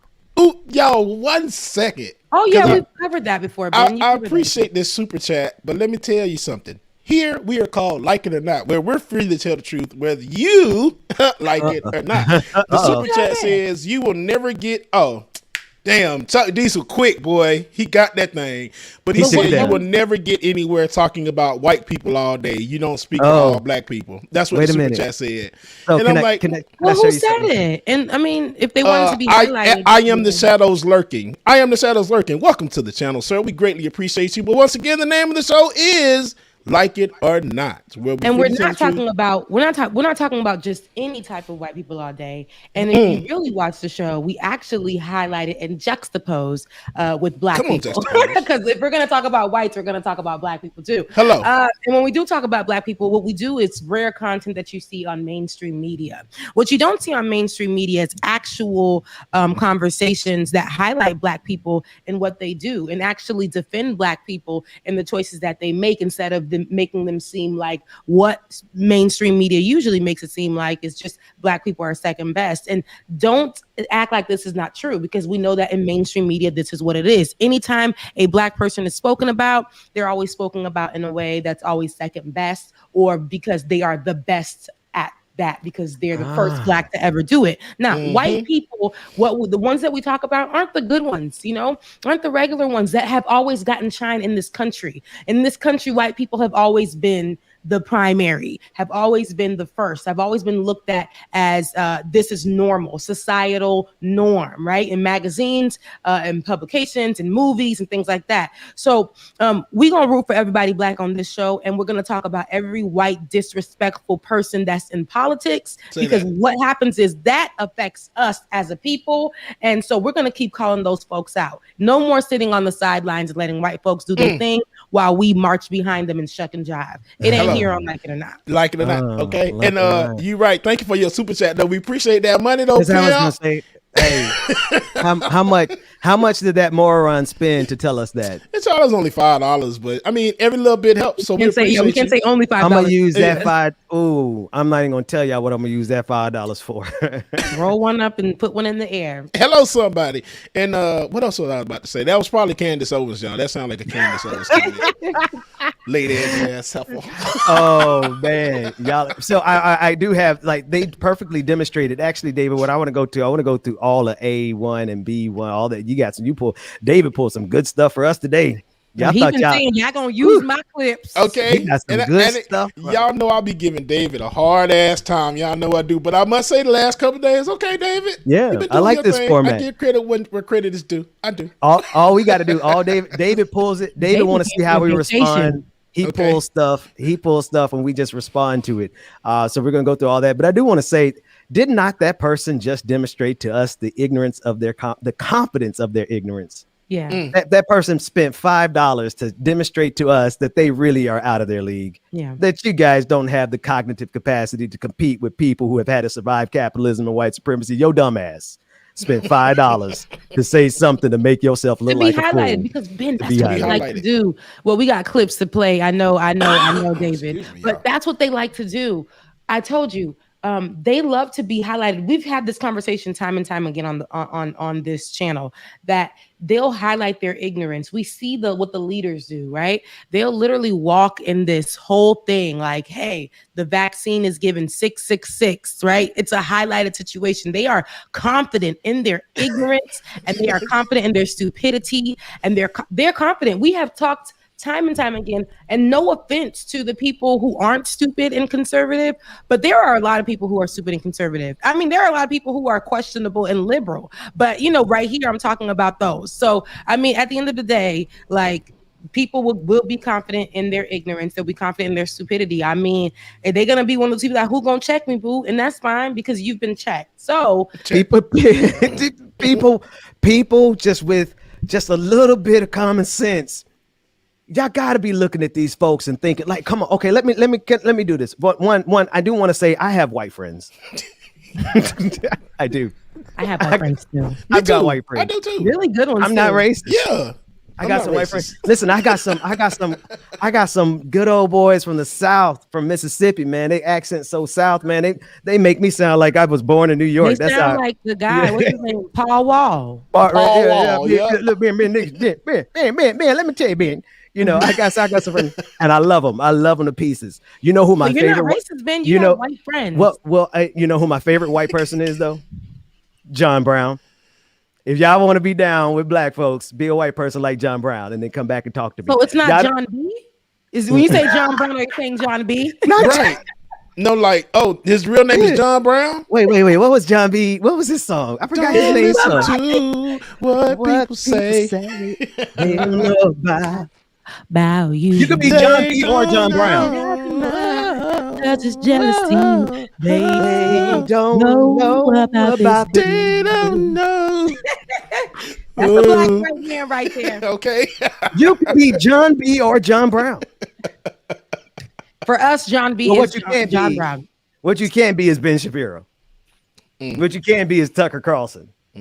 What you can't be is Donald Trump and expect us to sit back and just be like, oh yeah, we're gonna be cool with y'all. Man, please. So here, let's take a look at this. This is Pastor Leon Benjamin. He was telling a gathering of right wing. This is from Right Wing Watch. I like the people at Right Wing Watch. They got their eye. Right Wing Watch literally has their eye on white supremacy in religious circles. They're like the eye on Handmaid's Tale. They're everywhere. Right Wing Watch pulled this clip. Pastor Leon Benjamin told a gathering of right-wing conspiracy theorists that the church is meant to, quote, rule and reign, and that we are the next president of the United States. Let's take a look at that clip. Church was meant to rule and reign in the earth. It's gotta be a black brother. We should be baptizing presidents. What president? Look, y'all gotta love this. This is why President Donald Trump gave his life to the Lord Jesus Christ. Because he says, when I first met him, he was like, you people have a lot of power. What the? But have you heard him lately? He prays in the name of Jesus. Oh my God. Rebecca. Our job in these tours is to light a fire back up under the church again, to get you out of the pew, get you out of the chair, and get you back into the world. It's time to get up and get back into the world. Keep this dude in B-roll. We are the next president of the United States. We are the next. Look, I ran for Congress in 2020, and they did steal my election. That's why I'm running again in 2022. But I'm taking the power. So this is campaigning. That's what it is. Okay. You cafe. I gotta show y'all something. Can you pause it right there? Boom. Right. I was Ben. Wait, back up about 3 seconds. Ain't not one black person. Wait, no, except his ass on the flyer. But he's not even in the picture. And that is the awakening, you guys. That is the awakening. Y'all want to see the intersection? Do y'all want to see the intersection of race, how race intersects with everything? Because y'all saw the race thing. You know what I saw? What you saw? I see Michael Flynn. I see the former national security advisor for Donald Trump, who was fired, had to leave within 2 weeks of being appointed because of all of his criminality. Michael Flynn, right there in the center with the little stripe on his chest. That's Michael Flynn. This is a Michael Flynn event, which means that this black man has not only aligned with the ignorance of white supremacy, he's aligned with the ignorance of everything that is Donald Trump, Michael Flynn, and Michael Flynn wanted to take us to war with Iran within the first 2 weeks of Donald Trump getting. And the only reason we are not at war right now with Iran, like we were at war with Iraq for like 20 years because of George W. Bush, is because Michael Flynn got in trouble with the law. And this black man is out here preaching like Jesus is going to come back and going to come back through the awakening of Mike Flynn. Boy, uses this a whole new level of step fetchery. And y'all do see that, excuse me, y'all do see how like the wording, it says reawaken America, looks like the Trump Pence campaign stuff. Man, this is all supposed to be a Trump rally. That's all it's supposed to be. But I will say that timetofreeamerica.com looks like I go request 100 or so tickets, sell out the event, and just not show up. Not to say that anybody else should do that, but I think I'm going to. Timetofreeamerica.com, just go get some tickets for that day of the event and just not show up. Yeah. So this campaign is called Reawaken America. Run the B-roll. Yeah. And with this right here, let's go ahead and request tickets. I think they're going to have to vet you now. That's why the tickets are at request. Before it used to be get your tickets at timetofreeamerica.com. But with that whole incident with what happened with Donald Trump, with everyone purchasing those tickets, those Z kids, they purchased those tickets and they and want nobody at his event. But anywho, we see at AmericanFaith.com, presented by AmericanFaith.com, Reawaken America. So what we're seeing here is not really a sermon. What we're seeing here is a campaign, a campaign push. And, there is nothing that represents this man on stage but himself. And that is a COON. I feel like I get afraid to say that word on air because the Kunta Hotel, man. On this particular visit, he is staying at the Kunta Hotel. I don't think he's coming out anytime soon. He is the only person. Is that a black? Hold on, it might be a black man behind his shoulder. Him. Wait a second. Yeah, that's him. Oh, that's him. Yeah, and ain't that the pillow guy? That's my pillow. Yep. See, what the hell, bro? Those are people that we can say have hurt or wanted to hurt the black community or minority communities in some way, shape, or form. What they stand for has been nothing to assist. So it's not that we, and I always want to circle back to the beginning of what you started with, Bubba. It's not that we attack those who are white all the time. Like I said, we gonna attack these. Okay. It's majority of y'all. It's majority y'all that be doing this mess. So at the end of the day, it's gonna be something that we do. We're gonna also call out our own. Do you think that we want to call out this brother on the mic? When I saw the melanated man, I said I did not want to call this brother out. It's one of ours. People, but this is our job. Everybody can get it. No one is above. No one is above being dragged when it is at the cost of our freedom. Yes. No one is above being dragged. So this man who was clearly still in chains mentally and probably getting a good hefty nice check for representing the Donald Trump side. You know what? Hang on. Can I be in I'm going to be appropriate and inappropriate. Did you get the substance? Because you said something there. That brother's getting paid. Yeah. Oh hell yeah. That brother getting paid. Yeah. And the people who are trying to speak truth to power. Now maybe we the fools. Because drop that lower third. And show these cash apps. Seriously. Yeah, there you go. Maybe we the fools. Because he out here telling y'all that, no, matter of fact, don't let me put words in his mouth. I want y'all to hear what this black man is telling y'all on behalf of white supremacy in the form of Donald Trump, Mike Pence, and the My Pillow guy. And juxtapose that to the gospel truth that we telling y'all, like it or not, bro Mac. We need you back tomorrow, brother Mac. Like it or not. We in rare form. Okay. And I want y'all to send these two people on my screen, especially Bubba. Yeah. I want y'all to send them cash apps for everything stupid you hear this man say. Come on. The church was meant to rule and reign in the earth. I should hear some cash apps.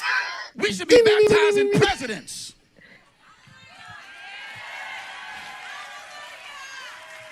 Look, I don't think they can see mine. Let me drop it in the chat. Look, right, Rebecca. I love this. This is why President Donald Trump gave his life to the Lord Jesus Christ. Because he says, when I first met him, he was like, you people have a lot of power.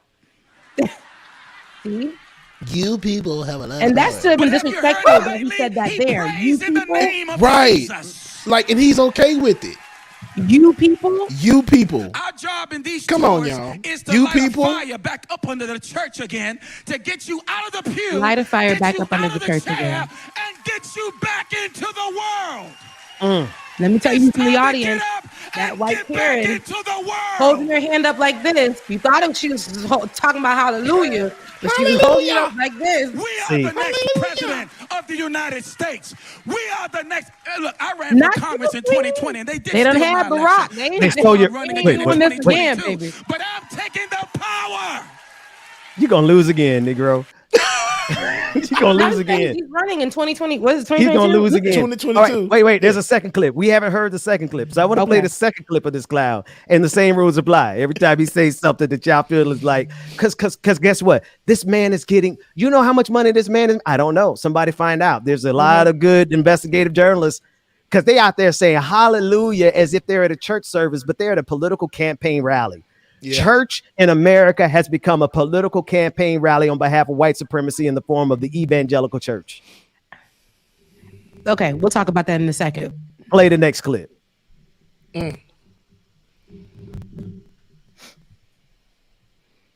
Dave is too busy with some audio. Dave is too busy All looking right. for WAP. That's what that was. Oh, okay. Y'all don't get it. Well, Dave is looking for WAP. Well, whatever. Well, You I gotta tell you shake what. it off. All them This black is girls. another clip. This is another clip from Right Wing Watch. This is a separate clip. Okay, David wanted me to reset it. Okay, all right. Okay. I don't care what this next clip is. I know it's stupidity. Run the clip. I need to say If something. you deny after the this. existence of Jesus Christ as the irrefutable one and only God, you're an idiot. So if you are an idiot, I don't know what's wrong with you. If it's a masochistic spirit, you want to show up here and just sort of be an idiot, and then I don't know what that is. So if you're an idiot, you know, what I'd encourage you to do is get out a sledgehammer and smash yourself in the crotch.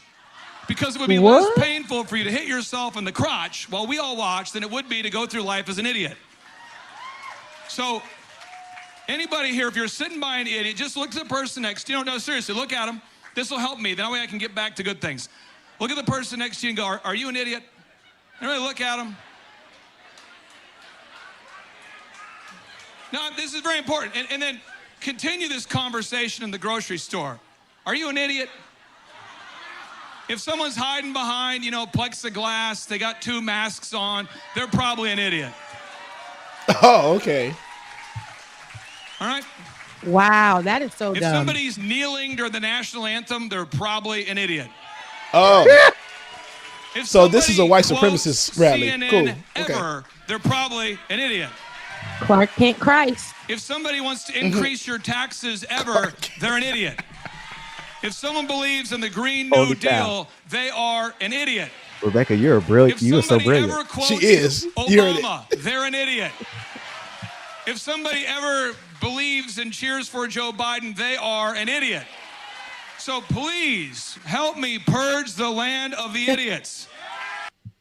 Cam Guys. folks who just sent me a cash app. I don't know what this man is saying because he just told me, what is this man saying? I don't know what this man is saying, but what I do know is that he really believes that he's about to save the world. Like I said, Clark Kent Christ. That's what he's giving. Did you hear what this man said, though, you guys? This is the perfect example.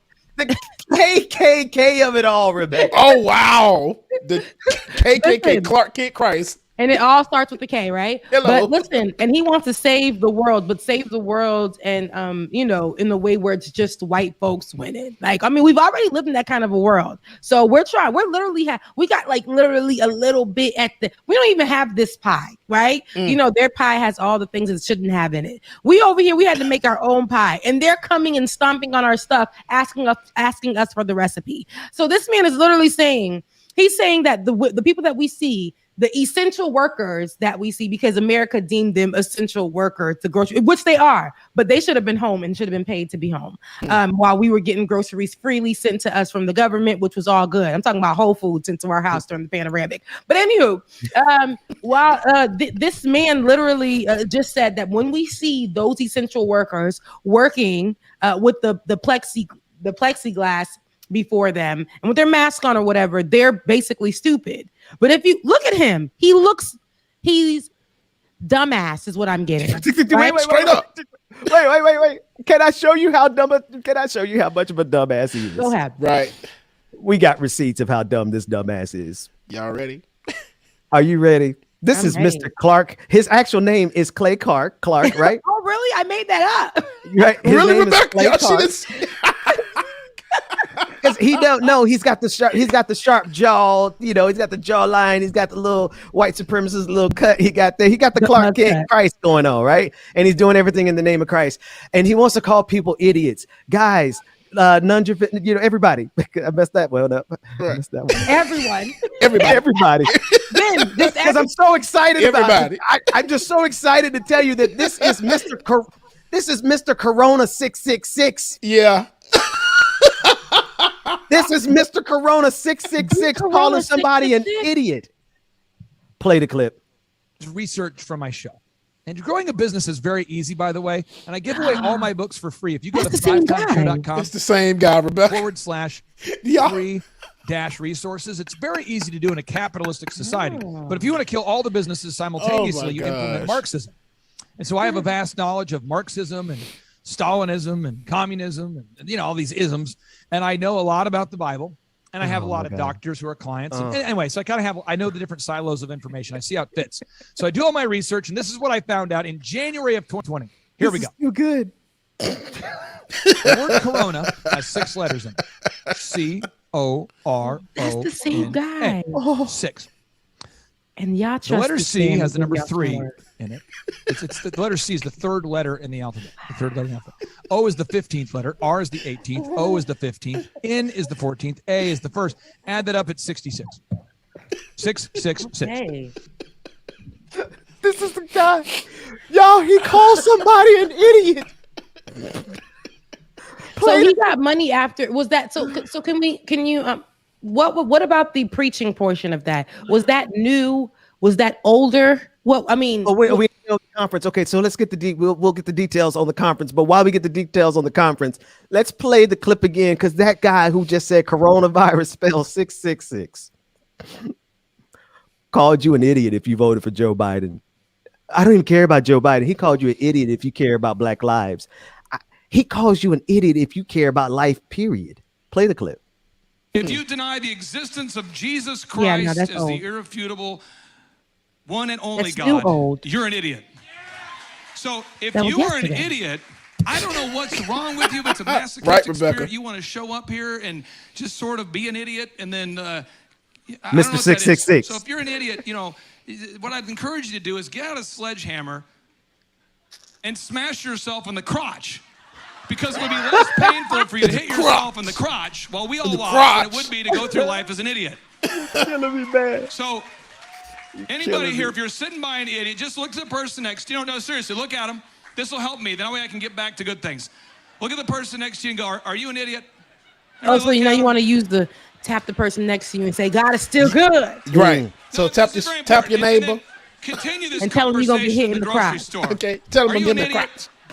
You can turn him into a B-roll. Turn him into B-roll. Silence this man. Silence. This is a joke, you guys. The reason why I'm in disbelief is because I'm like, okay, maybe he did one, like maybe during the beginning of the pandemic, but then the awakening. We just saw the guy at the Akun Matata Hotel. I don't know what the name of it is, but we just saw that guy, which was recent. And he's at the same one. Yeah. So that's recent. But here's the thing. When I saw both of them, I'm like, okay, he looks like a different person in one. I mean, it looks the same, but he looks more young and rejuvenated. I would have thought he got the money and left to go talk about conspiracy theories. But no, he's preaching the conspiracy theories good word to a sea of people who still believe that Donald Trump is president. Even the campaigning is literally done to look like Trump's old campaign signs and colors and things like that. Just the way that it's set. They want to continue to keep pushing that. They don't want to say that they lost. January 6th, y'all had to take that L, but no, y'all ran up trying to kill folks, not wanting to take that L. To this day, I can ride a few minutes, you guys. I didn't say hours, literally maybe about 10 to 15 minutes down from where I live. And I can see, they got the horses in the back. Hey. Yes. Trump signs attached. Hey. Right in the front. To this day. We're talking, we're literally in July. When you say at the end of July, we on August 15th right now. And they still got the signs. This man literally lost the election. November. Yeah. Look, on my way to Pennsylvania, man, West Virginia, and on up, all I saw coming into West Virginia was this big ass building, Trump Pence sign on the side of the building, big enough you can see from the interstate, clear as day. I'm like, oh, okay, so this was like last year, and we still going? Cool. Let me get my ass on up out of here, because, yeah, Sundown Town vibe. Sundown Town. Yes. I went down to South Carolina. I had to ride, my God, hallelujah. I had to ride down this road by myself because GPS said, hey, you want to just take 30 minutes off that ride? I said, yeah, because I'm tired. Right. So I'm just riding in my little car. And I'm like, damn, this is just getting a little. There was a big ass bird in the middle of the street. That's how I knew I was in it was a big ass bird just sitting with his arm, with flapping his wings. And I'm just like, is it gonna move, God? This is like a Taliban type, bird. What? Ain't moving. What kind of race? Now that's racist. Literally, my bad. You can literally like honk your horn and it wouldn't move. Like these are like some birds that just wouldn't move. It was a gangster bird. It would not move. So vulture. I tried to, and it could have been that. It was huge. It took over the whole road. I tried to go around and I prayed that God, this is not the movie on Netflix where them birds come and then just turn into something. Because it was looking at me. And I had to bind that spirit in the name of Jesus and go around it. But as soon as I got around it, I looked behind me, it flew off, and then I looked before me, and it was nothing but Trump signs. There was no other car but me. That's a horror movie right there. And that's really a horror movie. It was F-145,000s. It was all of the, it was literally, it was American flags everywhere. Oh my God. And I said, it is just me, but God, how much longer do I have to ride on this road? Because I don't want to turn into the wrong street. I don't want to have to do a U-turn in the wrong parking lot. And I had to almost turn. And instead of me going to somebody's parking lot, baby, I cut on that little side of that street and I hit maybe side swipe my little tire and my little rims got a little scratch on it. But I said I would have rather done that than went into somebody's parking lot. And that's how serious it is for Black people in America. Trying to go on a trip and celebrate a friend's birthday. But you don't know if you turn into the wrong parking lot, if you gonna make it back home. Hello, Come on, somebody. When I tell you I did the speed limit the whole time, normally like 70, okay, I go to 75. Normally I go 85, 90, especially on the way to Florida. I'm okay, I can blow that ride. But going up there, oh yeah, let me go under the speed limit. See, we can't afford the luxury of speeding and getting caught because if we speed and get caught, we don't know what's gonna happen next. That's my ass, Mr. Postman. Come on, man. Man, my wife gets so tired of me. Okay. My wife gets so tired of me every time I see a cop on the side of the highway. I don't know if it's my blood pressure, but something in my blood starts pounding. Like I know that vulture sitting over there waiting on an opportunity to get me, and my wife be like, Ben, just chill. That's when I'm look at him. Just sitting in the corner, waiting to pounce. Y'all so stupid, man. I'm over here actually while y'all were talking. I'm over here looping a track that I want us to freestyle on for Mr. Coronavirus 666 guy, because man, that's how dumb he is, y'all. That we made a whole freestyle over this guy. And he's got the nerve to call somebody. Oh, no. Somebody said, look at here, Gus. We found us a colored one. I don't like that, but that's true. That's exactly how I feel like they'll come, they'll see us, and they'll be like, we go in their parking. Wait, Rebecca. What? Did you see what David put it in the text, in the thread? Oh, yeah. This was him, Clay Clark, introducing the My Pillow guy, Mike Lindell. What has happened is that this is how much stupidity is cherished over there. The Corona 666 video that we laugh at and we know is a demonstration of how dumb these people are, made him a hero in their category. And now he got the chance to introduce Mike Lindell. They reward stupidity on that side. The stupider you could be, the more, I want to say it like this, the more dumb or stupider you could be, the further you can go in a Trumpism world. The further you can go in America. I mean, right. Tucker Carlson. Hey, that girl, and I know this is just so off, but not off. Remember that woman, Rachel Nicholson, I was talking about, who has the relations. It's not off at all. It's not. Yeah, who has the relations to whoever, who has no real, to me, background to be the sports anchor that she is. But after time, you just know how to play the game, right? You know how to just walk with it. But Maria, and I forget her name, but Maria. Swap that B-roll. Swap that B-roll and put on Rachel. Let speak your truth, Rebecca. And Maria, who was the woman that she said, she's trying to steal my shine or whatever. She's just coming in. Maria, who has literal background in journalism, and you know what ESPN did? They put her as the person on the ground for the NBA Finals. This is Rachel Nichols and the person, and they put Maria on the ground at the NBA Finals, but had parted ways with her. In them parting ways with her, they dropped a statement, and they said Nichols deserves everything. She is a highlighted journalist, all this and that. But they parted ways with her, and Rachel Nichols still has her seat. This is after the drama about a month ago, where she was recorded saying that Maria, they're only having her in because they're pushing. They've been pushed for this diversity thing, and while Maria might be okay, she's trying to come and steal my seat. Ain't nobody stealing my seat.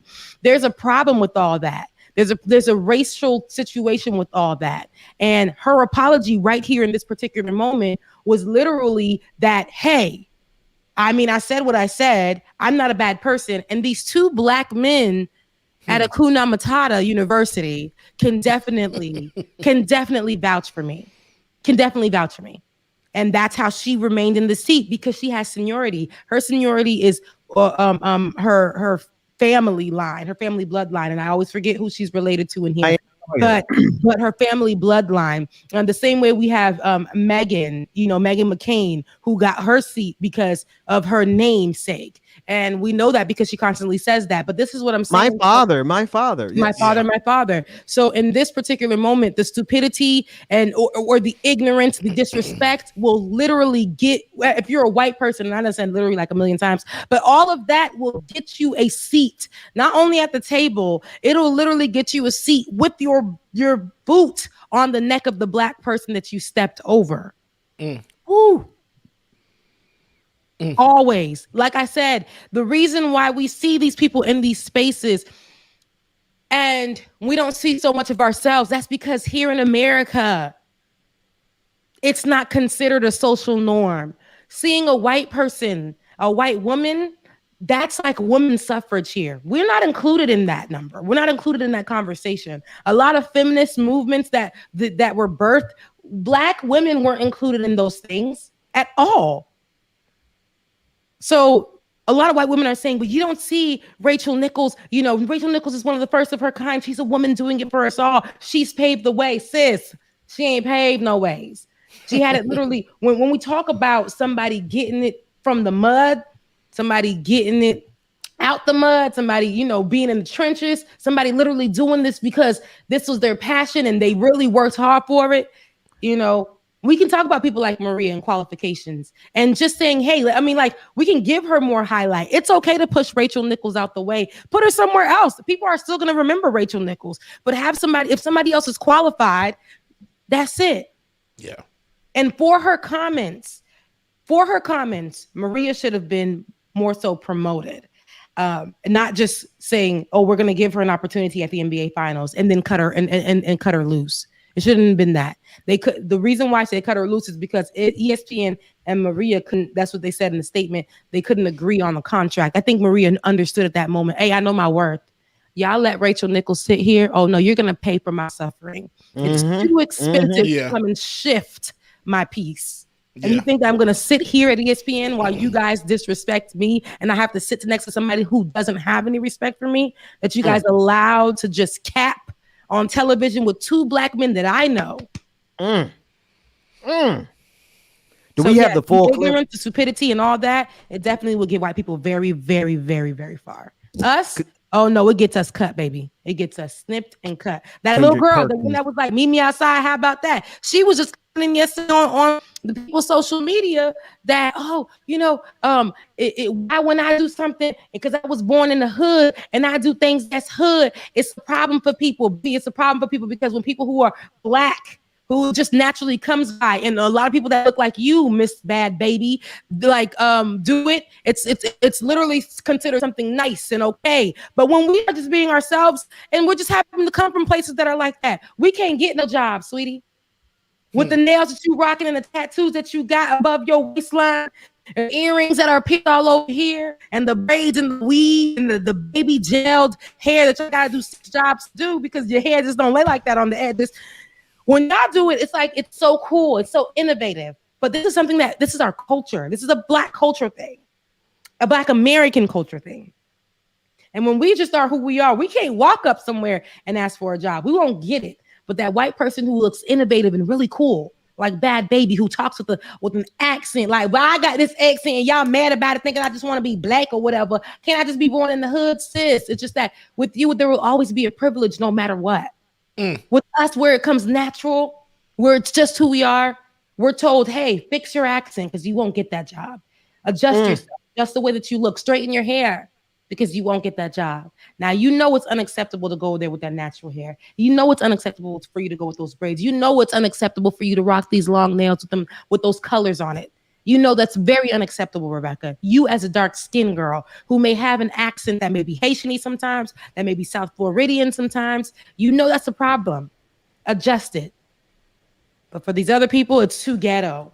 It's too ghetto. It's too ghetto for these Black girls. But when it's the white people, it's innovative, it's fresh. It's Kim Kardashian.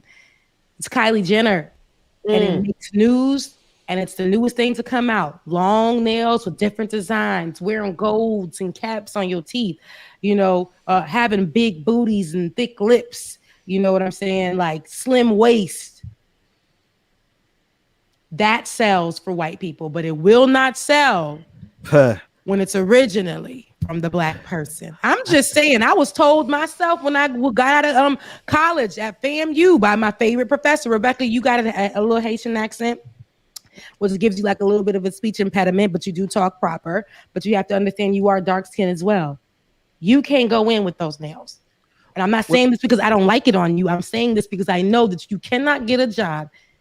You can and you won't get a job like that. So you have to make sure you stay the way you are, neutral nails, straight hair, and make sure that you're talking the way that we've gone over, because you can make it that way, but you can't make it, with your usual nails and that spunky attitude and things like that. And yes, I did work for local news for a little bit. It killed me. So I left and I moved to New York with $50 in my pocket and took to the streets. Yeah. Suspense this morning, y'all. Suspense. She's coming out swinging haymakers this morning. Oh, man. Jesus. Rebecca, you got your Hotep app nearby? It's somewhere. I don't know. Because I uploaded the freestyle video for y'all to do the Hotep. It's just something I put together during the middle of the show while you were talking. I said, let me throw a little loop together because it's a sample. But when we come back, we're going to take a break. James, it's in your hands. When we come back, we're going to cover a couple more stories because I can't believe. Can y'all believe how smart these people really think they are? But when the rest of the world looking at them, it's like y'all a bunch of idiots. Republicans, conservatives, y'all. We'll talk about it when we come back. More Like It or Not after this.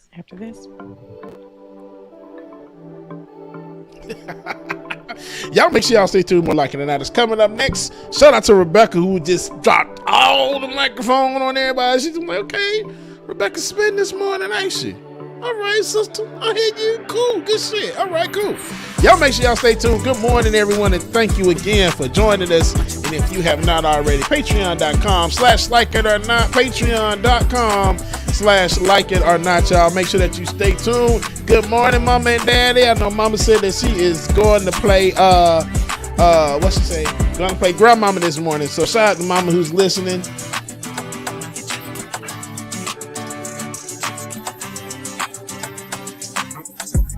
Keisha Bed, if you could please, hey David, do me a favor, go to the chat room for me and look for a message from Keisha Bed, okay? Keisha Bed, we'll see what we can do, all right? Good morning again, everybody. Shout out to everybody that is on Twitch, Twitter, Facebook, YouTube, wherever you're streaming from. Welcome. We love y'all. We mean it. We appreciate y'all. Looking like the verge of defeat, and I feel like disrespect. Help me turn my other cheek and sex sticks and stones may break my bone, but your words can't hurt me. No, you just can't hurt me. No, I ain't been right. Vid, good morning. Laser Sword, good morning. Juliet, good morning to y'all. Shout out to everybody that's streaming in the chat room, y'all. Good morning. David is in the BPD, Benjamin Dixon Show chat room. No, you just can't hurt me. No, no, no. No, you just can't hurt me. No, you just can't hurt me. No. See, it's hard to be polite. Shout out to Brother Lateef. Lateef said he watched Cosby Slop last night. Brother Lateef, what did you think? I know it was, when I saw it, I was like, oh, that sounds about right. Okay, cool. Let's keep it real, it'd be better if we just subtract the fake. Yeah, so be a light up on my path and a lamp under my feet. I know my faith strong, but my flesh still kinda weak. When that victory be looking like the verge of defeat, and I feel like disrespect, help me turn my other cheek and say sticks and stones may break my bones. Marty Hunt, I appreciate you, Marty. No, you just can't hurt me. And a heart that. And it still can't hurt me. No, it just can't hurt me. No.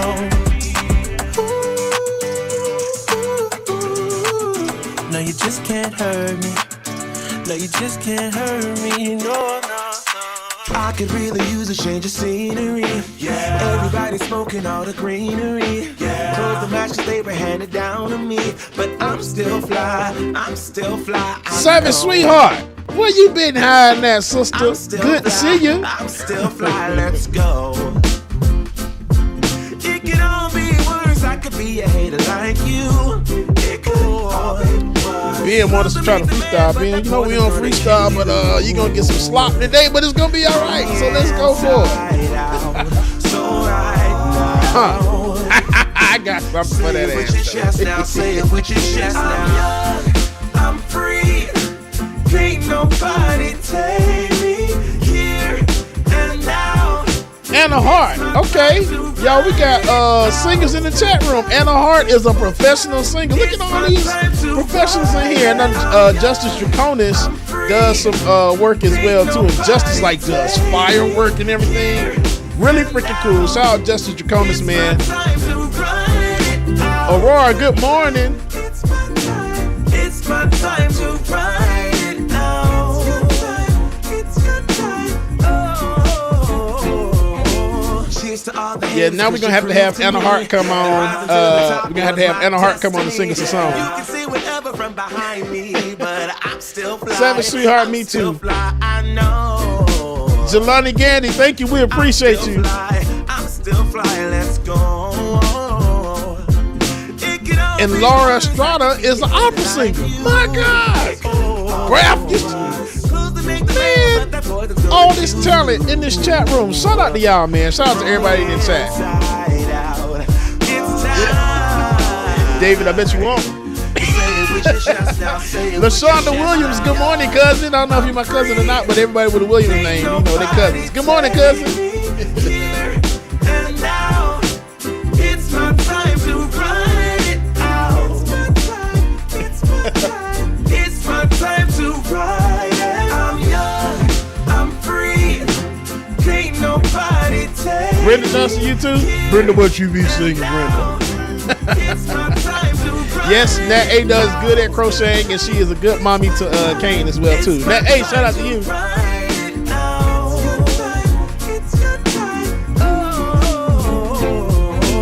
If you're on the bus, say yeah. If you're on the train, say yeah. Jelani, absolutely. Say yeah. Everybody's going somewhere. Young or old, I really Infinite content, yes, you are smart, sir.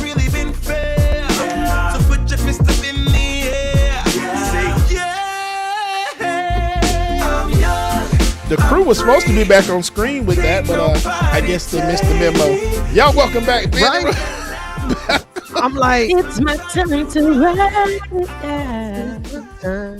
It's my time. It's my time to ride it. Rebecca, remember we were gonna David said do a cover band. Oh, Ben, it was Ben. It wasn't me. It was, Ben always trying to push me to do some stuff. I was trying to get us to do a cover band. We needed to make some money. We were broke. Ben was like, Rebecca, what do you think about this? Look at me. Just All right, Ben. I don't know, Ben. Come on, like you can sing. I I can play. went and learned. I went ahead and learned to play a couple of Jasmine Sullivan songs. We lost Bubba's voice. We don't have your audio, James. I know you know. He's trying to figure it out. But yeah, no, we were trying to. I was trying to get a cover band going so we can go out here and make a little bit of money. So because you can sing. Who, me? Yeah. You know, I'm just blessed with a GIF, a GIF, not a GIF, but a GIF. I don't know about that one, Rebecca. I think it's a GIF. But I'm gonna be honest with you. I think it's a GIF. I don't know. But we'll argue about that another time. But good, yeah. But yeah, no, I'm blessed. Unmute yourself, Bubba. Okay. I'm blessed and highly favored with that gift. I do love singing. Singing is one of my that's what I do as my third job. I sing for a Haitian band here, a legendary member of the former Haitian group Zin. Her name is Nia. And I sing background for her, and I do some classic songs that I grew up on. And I just sing us a song in Creole. A song. There he is. This damn microphone.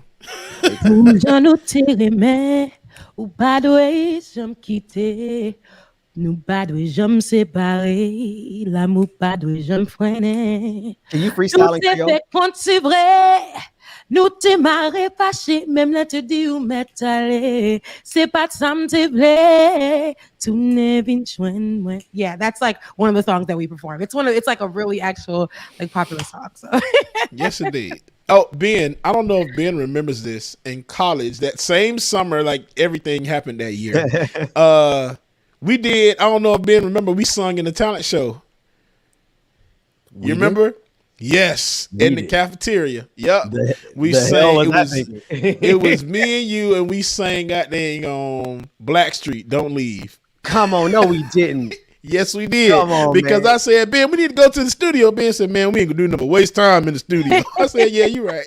That's been for real. You know, because by that time I had started to accept that I was actually kind of a mediocre musician. So as you know, I was trying to be realistic. Like terrible.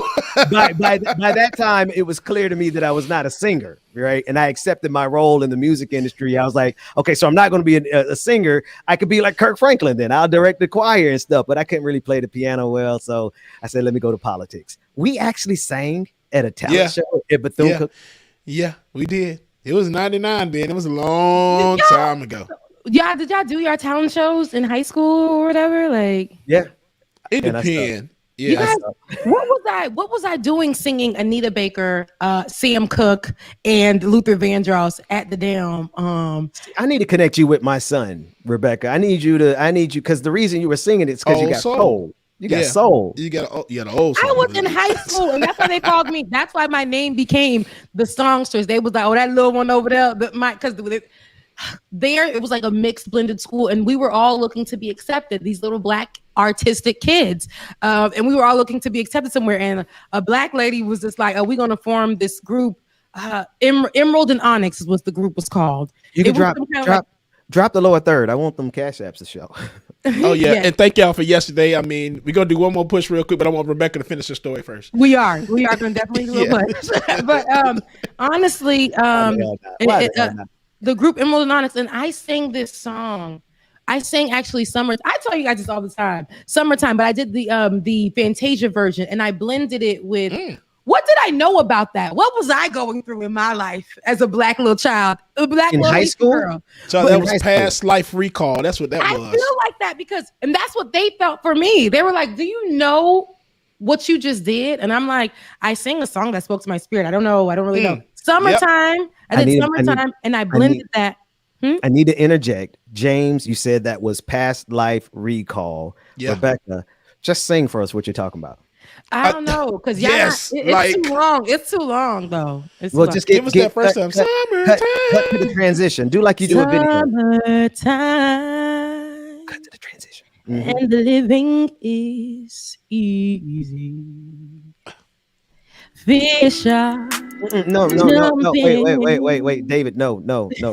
David, sorry, that was the wrong cue. Is high. Your daddy's rich, and your ma is good looking.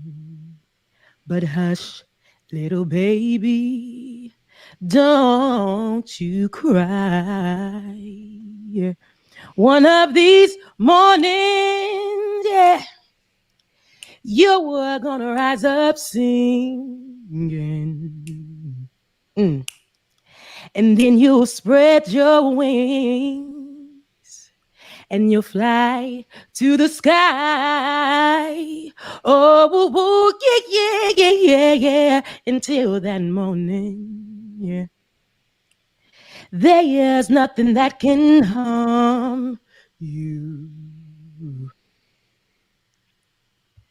With mama and daddy standing by. Oh no. And then what I did was blend that into A Change Is Gonna Come. But I didn't know the tie though. I didn't know the tie.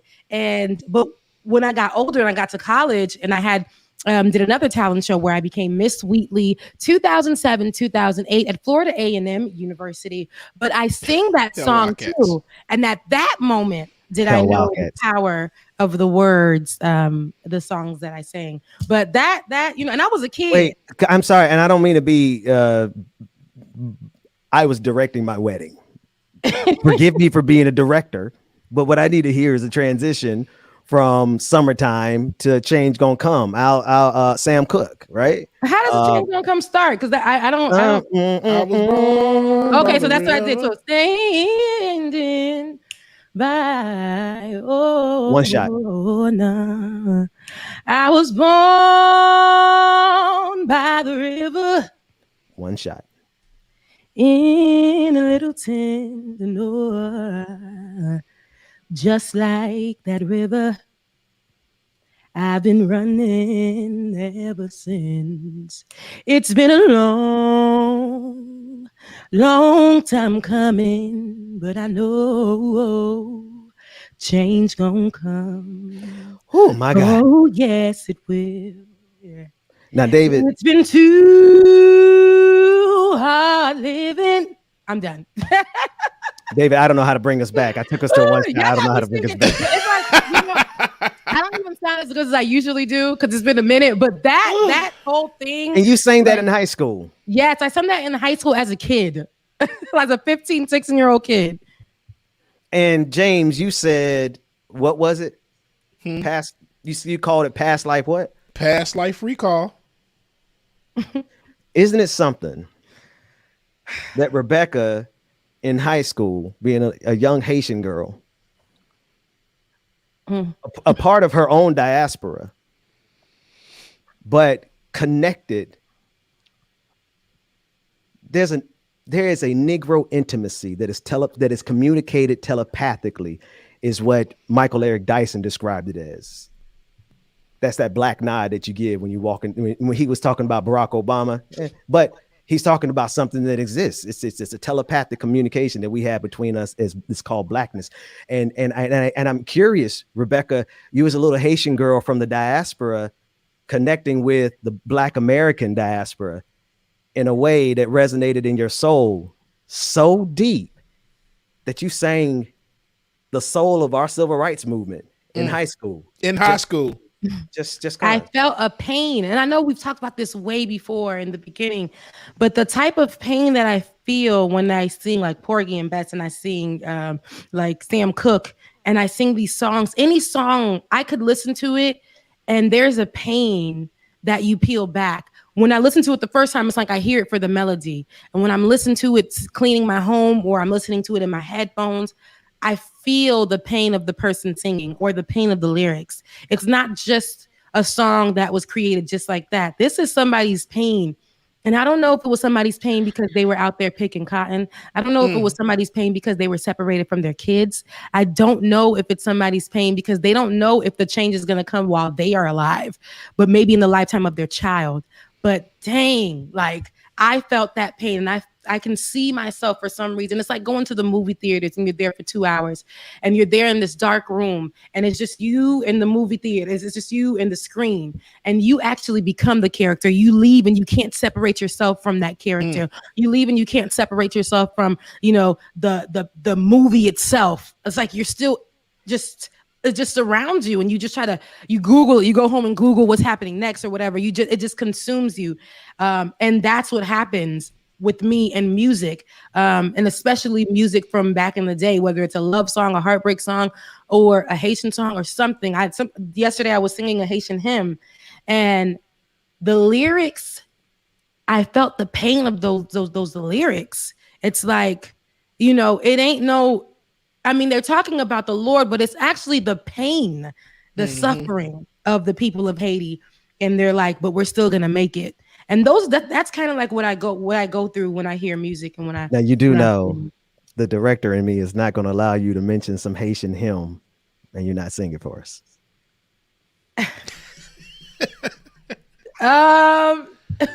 Let me. I don't know. I'm not. If it's too much, then by all means. Because like if you were able to sing it, what happens is.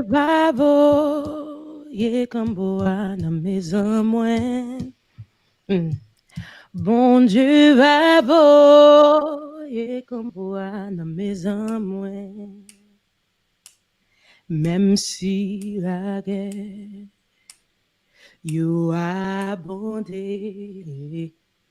même si something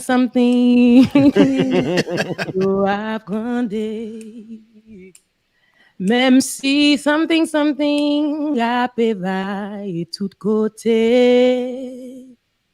Mais espérer, bon Dieu va voyer, Kamboa na maison moi. So basically, and mind you, if you're Haitian and you're watching me sing this, don't worry. I know I messed up the words, but basically in the song, she's saying God is gonna bring the combat, the army to my home. No matter what's happening, and there might be things happening right next door. There might be a lot of pain and suffering. There might be no food. There might be famine. There might be a storm. There might be this, but he's going to bring it eventually. He's going to bring protection to my home.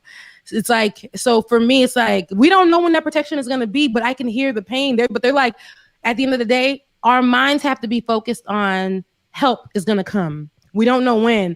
We don't know when, because stuff looks crazy all around. No matter what it looks like, but help is going to come. So yeah, I'm really big on music. It helps me. Yesterday I had a headache, a really bad migraine, working long hours and just kind of stressed out. But y'all, I got into my car and I just said, let me take a drive and put on some music. And it healed my headache. I don't know. Music is just really healing for me. It really is. Music soothes the soul. Yeah. Music soothes the soul. Yeah. KK style, what's going on, y'all?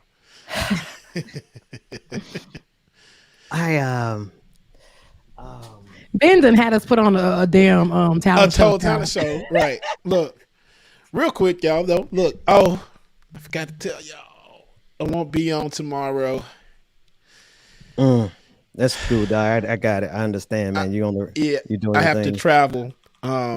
It's a lot going on. When I tell y'all it's a lot going on, man, but I have to try to get to this money because if not, then it won't come any other way. So again, we're gonna send a push again. DJ X3C, if you can, if you want to bless with traveling mercies and help also with financing and paying for this MacBook Pro, greatly appreciated. And also if we help Rebecca as well too with some of the medical troubles, it greatly appreciated. Becca's voice, $, Becca's voice, $, DJ X3C, y'all.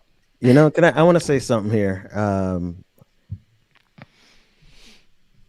I did this show for 6 years before I actually made enough money for it to pay for itself. The level of commitment that James and Rebecca have given to this show has been second to none. Like the way y'all have just laid in the trenches with me when we were down. Now, I used to be shy about asking for money because I'm not good about asking money for myself, but I ain't shy about asking money for my friends who held it down for me. Y'all bless these people. Put some money in their pocket because we are a working class show, but not for long because we got some stuff. We got some stuff that we need y'all to see. Rebecca, I need to show people something. You connected to the soul of Black folk, to the soul of Black Americans. You identified it as its own unique thing that had a resonance, a pulsating kind of frequency happening in your blood, like in your body, in your soul. James, you said it, man. You're like, it's like, she's remembering. It's just like recall. How did you phrase it? The recall of a past life? Yep, past life recall. It's some slave. It's somebody in my ancestral. I believe this, y'all. Not on no like third eye, whatever. I really believe that I have a connection and you have a connection and Bubba has a connection to whatever happened in our history where that could have been lost. But the only way that we remember is through these feelings. And for me, it's music. And maybe my ancestors were really big on that, communicating to the higher ups or the spirits or whatever through musically. I really believe that because every time I sing, it brings me to tears or I get chills or I sit. I just sit in it and I let it like really consume me. Like I really do, because I believe that the forgotten ones aren't forgotten. Now, it may not be all the time when I'm cooking because I ain't the best cook, but it's when I'm singing. I don't know now. They ain't when I be cooking my food. Maybe mine wasn't like, hey, my ancestral angels wasn't like the cooks, but they was the singers. They was the entertainment, but they weren't the cooks. But I do feel in my spirit, I do feel that that's where my connection lies. And I may not be like Black American. I am Black American, but I may not have that background, but I'm, Haitian American. At the end of the day. Were your people not enslaved by the same colonial demon? Yes. We all have that. None of us asked to be, none of our people asked to be here. None of them asked to be on them islands in the Caribbean. Ain't none of them, but we're here. And the same way I can say, I'm happy to be coming from Haiti and the Haitian bloodline because we were the first to ever do it. But I do when I'm here, because I'm here. And as an American, and to see people who look like me here,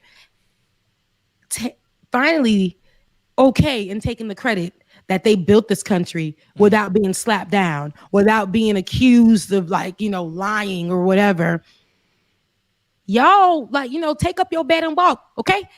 The blood, sweat, and tears off the backs of Black Americans in this country, I know at the end of the day, the rebellion to the audacity of those slaves, and they saw Benjamin Dixon sitting where he is today. They saw Bubba sitting where he is today, and being who he is. And they didn't know how long that was going to take, but they seen this moment and they believed it, that they said, you know what, I'm going to stick this through because I know that there's going to be someone in our bloodline, someone in the future that's going to benefit from me saying, I'm going to stay alive. I'm going to stay alive and I'm going to endure so that they don't have to. And that is our job as we sit here. I know that we might be the freest Black folk as far as it comes to our heritage and our lineage, but we're doing this so our children's children can even be freer. Until there is nothing where we're saying, oh, we're trying to make it free so that people aren't logging in and telling us we're going to have to stop talking about white people because it's offensive when we talk about ourselves. So, yeah. Till all are one. Till all are free. Somebody tell me what show that's from. Rebecca, I got to read something to y'all. This is from Healthline. And it's an article entitled Black Families Have Inherited Trauma. I'm going to truncate the last part of the title because it says, but we can change that. I don't want to change it. And let me tell you why. This is a subtitle. When I look at my life, my family, and community, I wonder which patterns are authentically ours and which are the result of cultural PTSD. This is the author in Healthline writing, and I would give that person their name, but the way, here it is. Timothy Legg, I believe, is the author. It's not clear, but I want to read this paragraph. During my exploration, I came across the work of Dr. Joy DeGruy. She's a clinical psychologist with a doctorate in social work research and author of the book Post-Traumatic Slave Syndrome, America's Legacy of Enduring Injury and Healing. After attending one of Dr. DeGroy's lectures, I began to contemplate the depth of the impact American chattel slavery had on my family and community at large. The concept that something experienced centuries ago could impact habits, practices, behaviors, perspectives, and fears beyond a person's lived experience, James. Beyond our lived experience, tapping into a collective trauma that transcends our lived experience. Rebecca tapped into the Black American social consciousness, the collective consciousness of the trauma that was experienced by Black people in this country. And I'm going to show you exactly how precise this trauma is. Rebecca, I'm working on a poem called The Epiphany of the Slave. And I'm literally trying to put people into the bottom, into the bowels of a slave ship of my ancestor who chose not to die and who chose to survive. And you know why he survived? Because he had an epiphany, and I'm that epiphany. You are that epiphany. James, you are every Black person that's alive right now is the epiphany of a slave. And Rebecca, you tapped dead ass into it by tapping into that collective Negro intimacy that is communicated telepathically that Michael Eric Dyson told us was Negro intimacy. That is the collective trauma of Blackness. Wow. That's all I got. And you know what I love about that? I love about that I know it's I feel it in my Shanana. Nah, right here. This is my Shanana. I feel it up in there. And I'll say this. Can I just say real quick? Deacon Hay in Boynton Beach, Florida used to sing it like this: something inside of me. That's all I got. Enough to shout right there. I ain't got no organ, but if I had an organ, y'all see who Benjamin Dixon really has been all this time. I've been fooling y'all. Actually sing and play. That's enough to shout right there. That's enough to shout right James, there. you got to give us, before we get out here, Rebecca, get the last word. But James, I don't know. I think Light 'Em Up might be the right song for this moment, because they got some spirit and some ratchetness on that track. And I need that one, Rebecca. Yeah. So, I mean, honestly, I just say that to say there is nothing. I know that a lot of times when we talk about slavery, it's like the sadness and everything of it. Now, the choices that these people had, it wasn't like some of them didn't have that choice. Some of them did, jump off because they was like, when they had the opportunity, hey, I don't want, and that's understandable too. I do not want my kids to have to endure any of this if I can't. Some of them couldn't see past anything, and I understand that too. I get that for sure. Some of them risked their lives not knowing what it was going to look like, like if we were going to have a country like Haiti. But we're still getting beat down for that particular decision that we made. But there are a lot of them too. Which decision? Please contextualize that. I don't want nobody to be lost in what you're saying. You're saying the decision to overthrow y'all slaveholders in Haiti, the revolution. Go for it. We're still paying for that, as we can see in Haiti now. We had what they did was they took the fact that we said we will not be owned by anyone and we will make our own. We are our own people, and not because of the color of our skin we will be treated like this. We didn't even ask to be here. So because we overthrew our slave owners, because we overthrew the colonizers, they still wanted us to not live as free people. So we paid now for our freedom. Not only did we kill them, we gave billions of dollars, which translate into billions of dollars today, to France. Y'all pay reparations to France for our freedom, and they never freed us. They still put their hands in every single thing that we did. We changed our flag. We changed the way we spoke mostly. I mean, we literally changed our whole culture. We took the things that they said were theirs and made it ours. The soup jumu that we drank on the first every day was a soup that they told us that we couldn't drink. And we took it and we added all of our stuff to it and made it ours.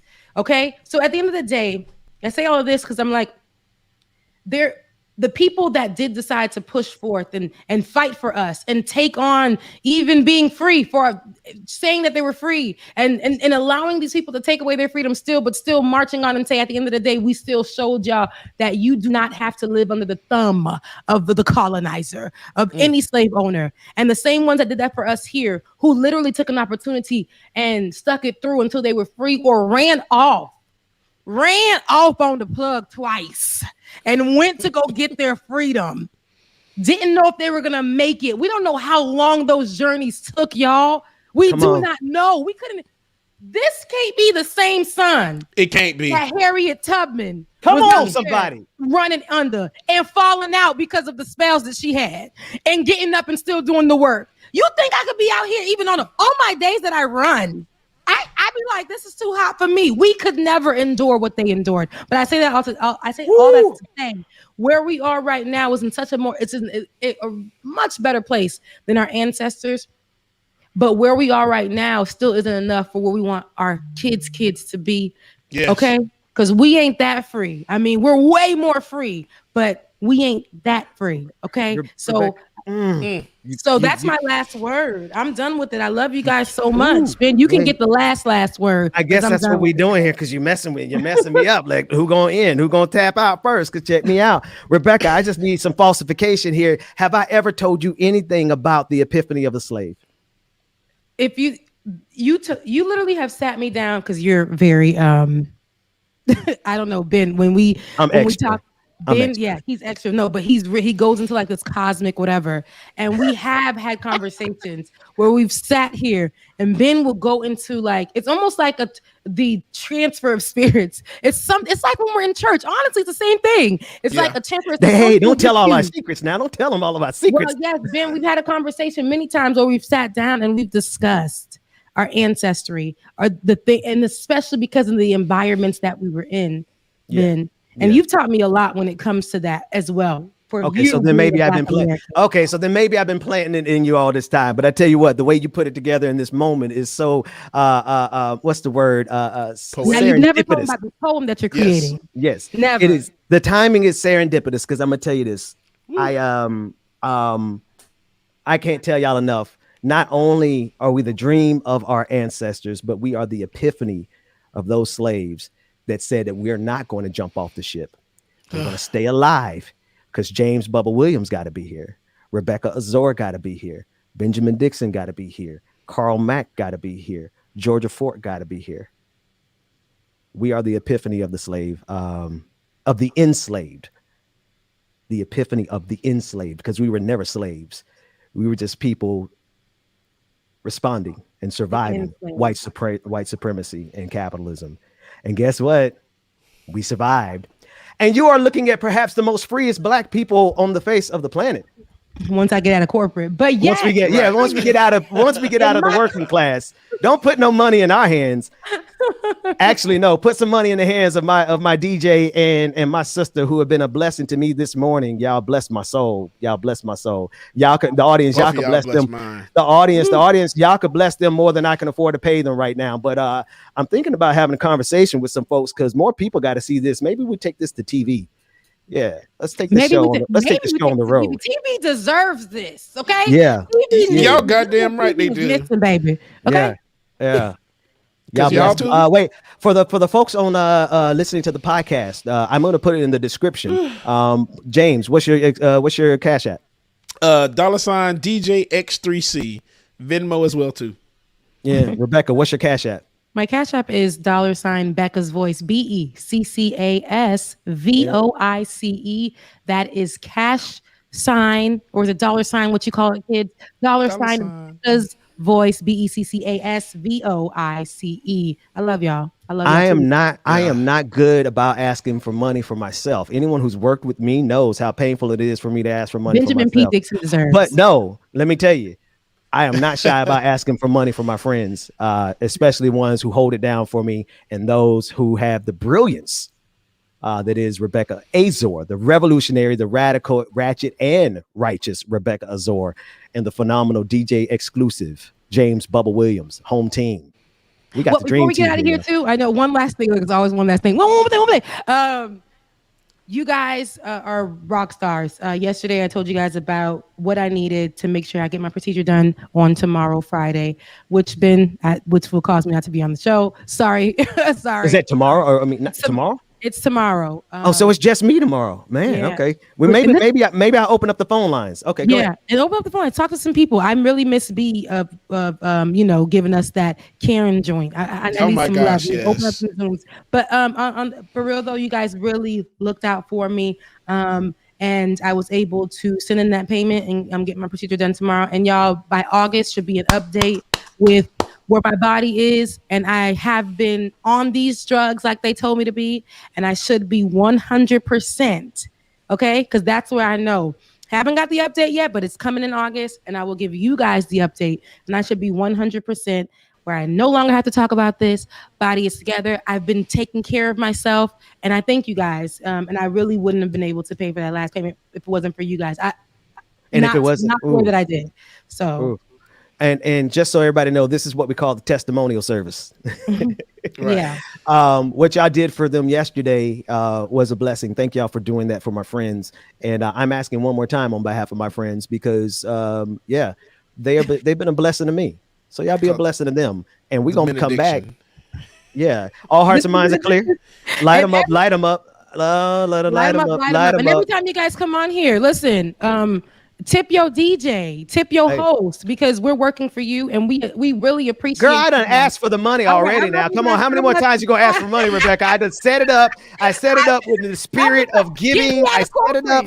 I set it up. I did it nice. I did it, and then you gonna come back and ask again. All right, people. The doors of the church are open. Oh, David done popped his ass on. Run the music. Run the music. You can't give that.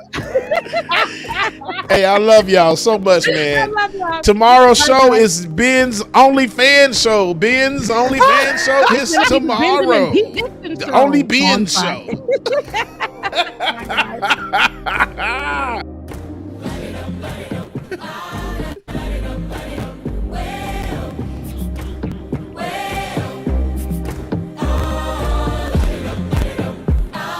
Hey, man, I really love y'all. Appreciate y'all so much, man. Greatly do. Getting ready to hit the road soon, so I greatly appreciate y'all getting to the money. So we're going to light it up some more, y'all. Y'all stay tuned. We'll see y'all on Monday when I get back. I love y'all. Mean it so much, and thank you so much again for everything. No family like the Like It or Not family, y'all. The Benjamin Dixon Show on the clock with Georgia Fort. Like It or Not with Rebecca Azor. Love y'all. From the turf, I never switch sides. Like even when I die, I'ma ride for the squad. Let up tires in the hearse. I've been on a vibe, kinda hard to describe. I'm in between, I'm good and it's fine, but I'm tired of the grind. Then I come alive in the night to realize I'm in the middle of the time of my life. I never so packed for the stack, never lied on the rap. Got a bag from the way that I write it. Queen looking Tyson, do that ass survive, doing 80 to the house. Then I hit her to the sky change. Haters on a tirade, talking to the crib in the face. Be still, let that hate stuff fade. We all with the same. Safe, I wanna live like I'm trying to reach enlightenment. Trail spill from my lips, feel big from the bib. Take a sip till I pass out. I'm trying to get grip, but it don't make sense. Cause you can lose life on this fast route. Yeah, turn thoughts to a cash cow. Might flip that to the glass house. I don't need the accolades, I'm in love with the chase. I just wanna eat, save a spot at the table. Beast with the slap, pin myself on the back. All right, y'all. I'm out of here. I will see y'all on Monday. Y'all be safe. Love y'all. Mean it, y'all. And thank you for the love, appreciation, everything, y'all. Deuces. The Benjamin Dixon Show is out. Like it or not, on the clock. We'll see y'all soon. Truth in the glass in the mirror. Do it at me, old man. Trying to pass in the fear. You're the first one to talk, but the last one to hear. Eyes blurry, but I couldn't see that. And he cleared down. Start to feel like I'm on one. Settle in, I'll be here for the long run. I'm a slave for the cash, got snakes in the grass, no brakes on the ad, but it's all fun. We done seen it all, heard enough.